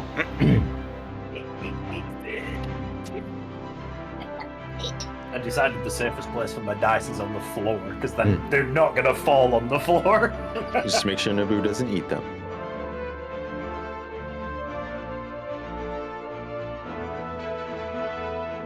$17. Gotcha. You guys suddenly see him violently vomit as the spell basically fails and fizzles out. However, for a brief moment, you almost complete the spell, and you actually do, as you're doubled over in pain and sweat and vomiting, you have a brief flash of like like light in your head, like a strong, like you have a really bad headache too, but you have this flash, and it's like a brief vision. And this vision is again dreamlike, but this is more like something was like forcibly, sent into your head, and what you see is at first it just looks like star, the star of your solar system floating in space, and then you see sort of effectively the eclipse of a planet coming in view around outside of the star, and it looks lush and beautiful. This planet looks lush and beautiful. And then suddenly it all goes black, and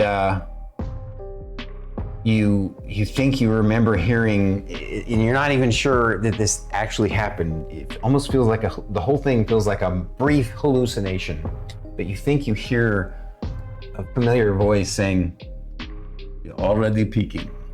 Ah, you've come far. We shall see you again soon. Whatever, Abernathy. I mean, it sounded very familiar to him. Of course, again, because the spell failed, he didn't get to present any information, but this happened.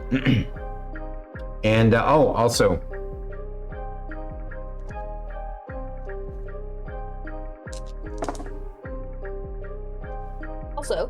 Roll some you dice. take 10 points of psychic damage, but it's not like actual physical damage where it's subdual damage. You take 10 points of psychic subdual damage. And so basically all you got to do is Sleep it off. yeah, sleep it off. Take a bite all. So you guys see this reaction in him You have before a he terrible headache too. Oh yeah, he's got a bad headache. He feels like he's got the flu. But now that it's gone, it's starting, he's recovering very quickly from it. It's safe to say that one didn't work.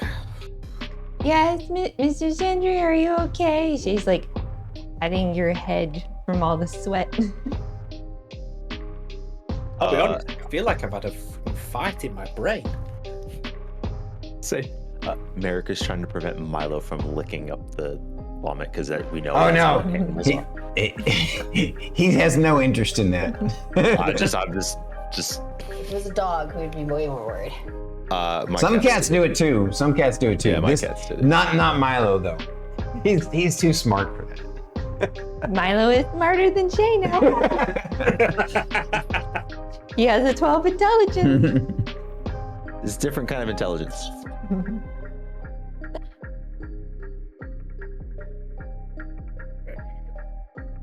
Yeah, Okay.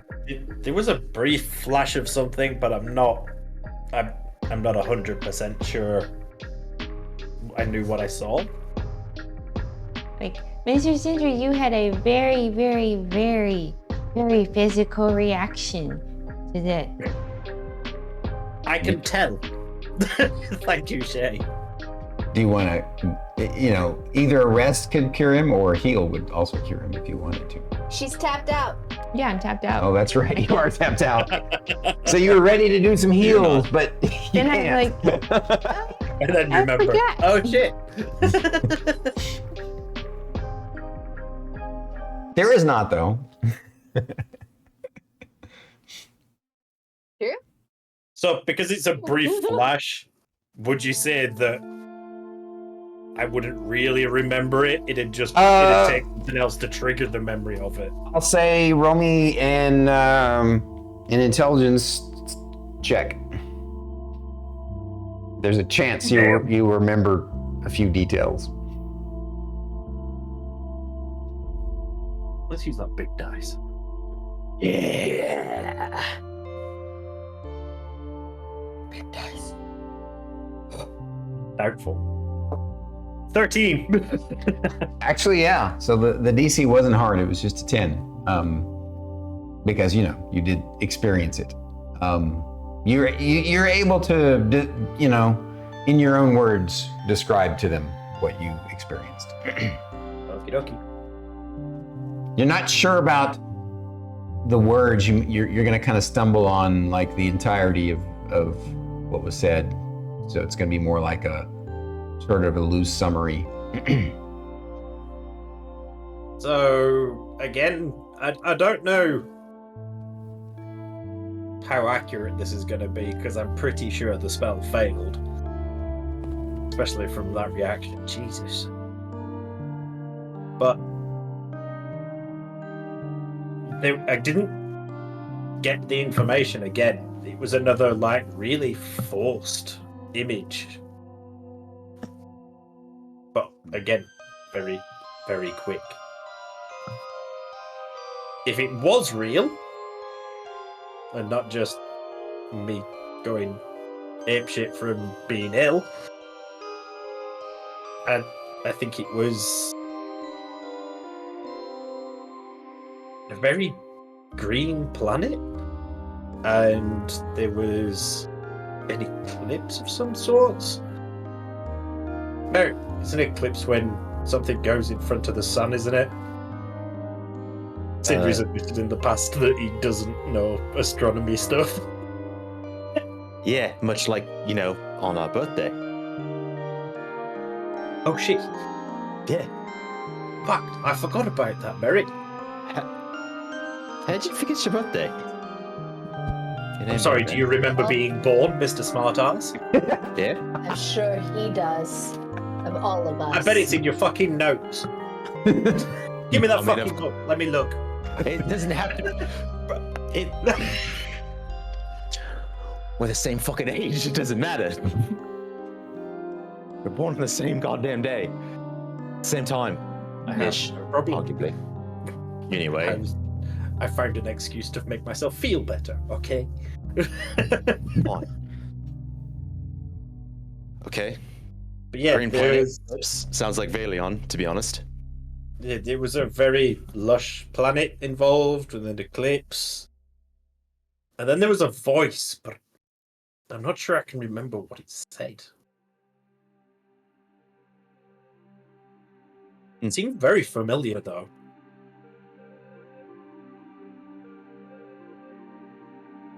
Well, we were trying to get a hold of any information on Abernathy. Do you think it was him?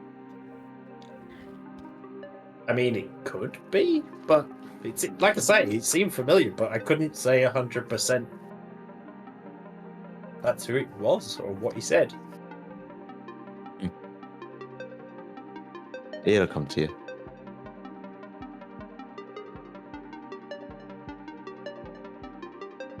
I think I'm gonna have to go to bed now anyway. I feel a bit fucking shit. Yeah. And I've stolen your accent as well. So you want to clean yourself up a little bit there, a little bit. It was mostly tea he threw up, so. Prestidigitation, nice and clean again. Yep. Out the beard. Thank you. Merrik still wipes down the floor, but thank you. Just made him feel a little better. At least it wasn't my apartment. That's fair. Wait. Yes, it is. Shae said she had plenty of tea and we're making that. We never said whose apartment, and then Shae said that, so I assumed it was theirs. To be fair, as fate, my headcanon is that they always come over to our side because we respect the women's privacy and we don't give a shit. Oh. And we keep our flat a little bit cleaner. Yeah. Disagree. I think Shae was. I said flat, not bedroom. Excuse me, Thyra. Magic fucking cleaning. Yeah. Shit. Shae tries her best to keep the common areas clean because she cooks for everybody. Clean, but ours is new clean. Ours has still got that new apartment smell. Yeah, he can produce that with prestidigitation. That's funny. Yeah. I heard this one was new car smell. Don't you mean new carriage? So, with that, A shortened carriage. you guys. Oh yeah. Yeah, I imagine it's end. I will say, at night, Merrik is scrolling the Oracle on as much information on anti-magic fields as he can. Just Okay. putting that out there. Already starting your research. Next. Excellent. Well then, I that's have a quick player question. yeah. I feel like all of us had different like eclipse, or like everybody had a different thing that happened when they were born. Not all of us had like an eclipse, right? I feel like it was like, right? Or am I misremembering that? So We all yeah, had a you are very misremembering specific it. thing. You all had different experiences when you were older, but you did. They were sort of similar. Here, I'll bring those up again real quick. For example,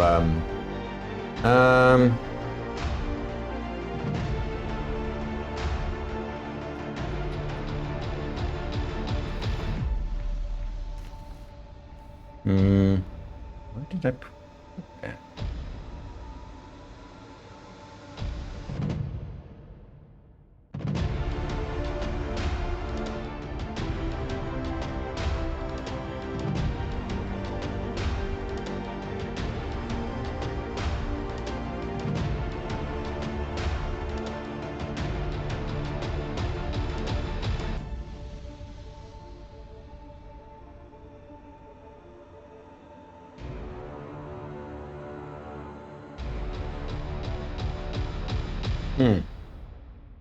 It's not in that one's your okay. Yeah, I like you all experienced something a little bit different when you were older, that led to you all floating through the supernal firmament at the same time. They were similar experiences but different, obviously. But as far as your birth, I think the comment was just that you were all Because I feel like it was all the same basically. yeah, we all were born the same day, and there was like astronomical things happening. But like I feel like one person had like in the eclipse, one person One had was like born under the conjunction of the stars is one that I definitely remember. yeah, there's like Right. a conjecture of the stars. One person had an eclipse. One person had it was all slightly different, but there was like some sort of space You shit find it? happening when we were So, born. like for my character, it says was born during a rare sighting of the sun for a few brief moments. Correct. That is right. Yeah. So that was my question. Then I thought that those things were happening simultaneously. Like there was the eclipse, and in turn that presented the light for the sun, and then I got the same. Sorry, continue. I think you may be right. I mean, that's a very valid hypothesis. Your character feels confident that that's accurate. I mean, technically speaking, if we're all born on the same day, we Yeah. all were there for an eclipse, but it wouldn't be an eclipse for us, it might have been for you. Right. And of course, you all were being born, so it's not like you knew about it. There was, for all of you, for each of you, there was an astronomical event during your birth astrological. that was recorded by and told to you as a story by, whoever raised you. And And then told to all of us by Abernathy. Mm-hmm. And taught to you all by Abenaki? Mm-hmm. Yeah. Mm-hmm. From what I remember. Yeah. I don't have the notes of that. Stupid fucking old BT, we're not worrying about future BT. I'm trying to remember where I Yeah. put it. Lots of stuff. I think it would have been like for each of our. Because You I gave thought so this to too, me but- during our first session when we were creating my character and going through the. Yeah, same thing with Thyra. Yeah. And if not, have you got notes for your first episode? I mean, I do, but Might have been then. I have multiple different like notes, and that might have been a part that I made up on the fly.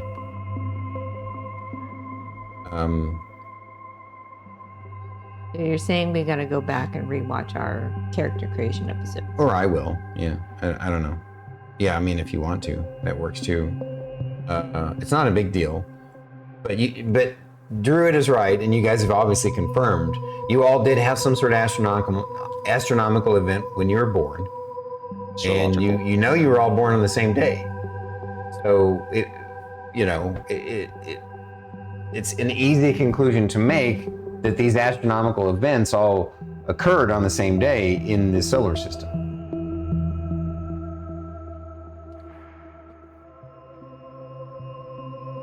Yeah, no matter what it was, it happened on our birth. It's just whether our planet witnessed it. Well, obviously someone on your planet did, because your character's got that story. So No, I meant the one other that was noted aspect. for the other planet. right, correct. So, like the sun being shown for a time, nobody would have noticed that for the other planets apart from Shae's. Yeah, that's what was unique for her world, because they don't normally see any astronomical events at all, because it's always cloudy.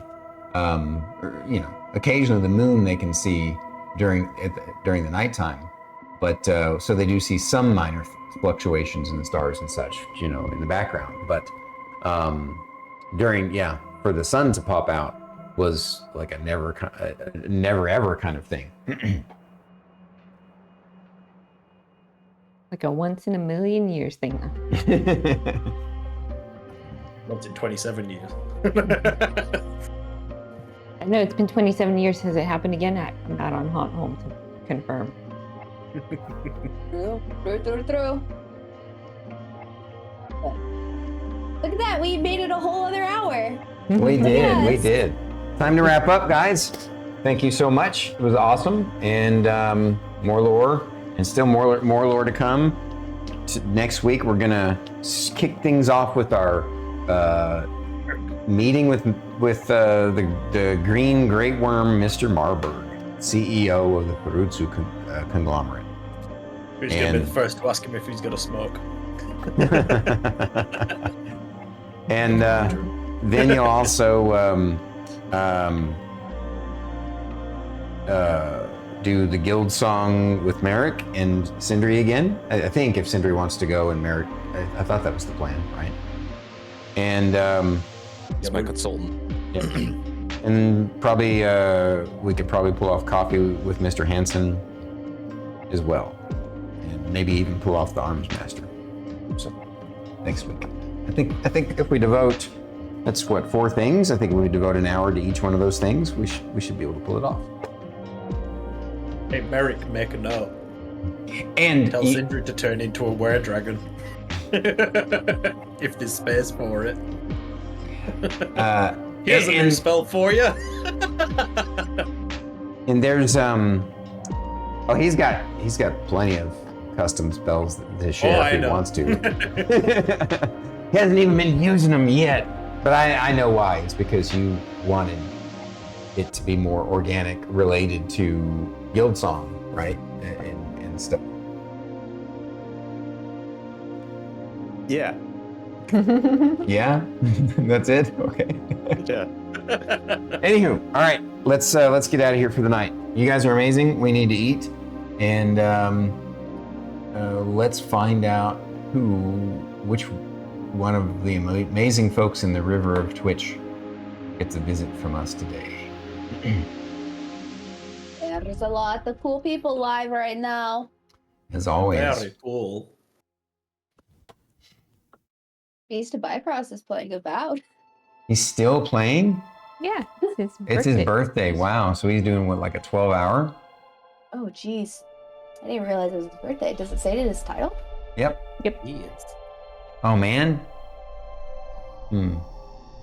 Yeah, I kind of feel like Beast of Bifrost is the perfect one to raid because it's his birthday stream and he's playing Avowed. So, you know, unless he switched to a different game, which is possible. No, he's still playing about.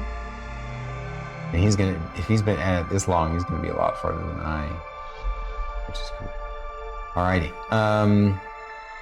cue this up.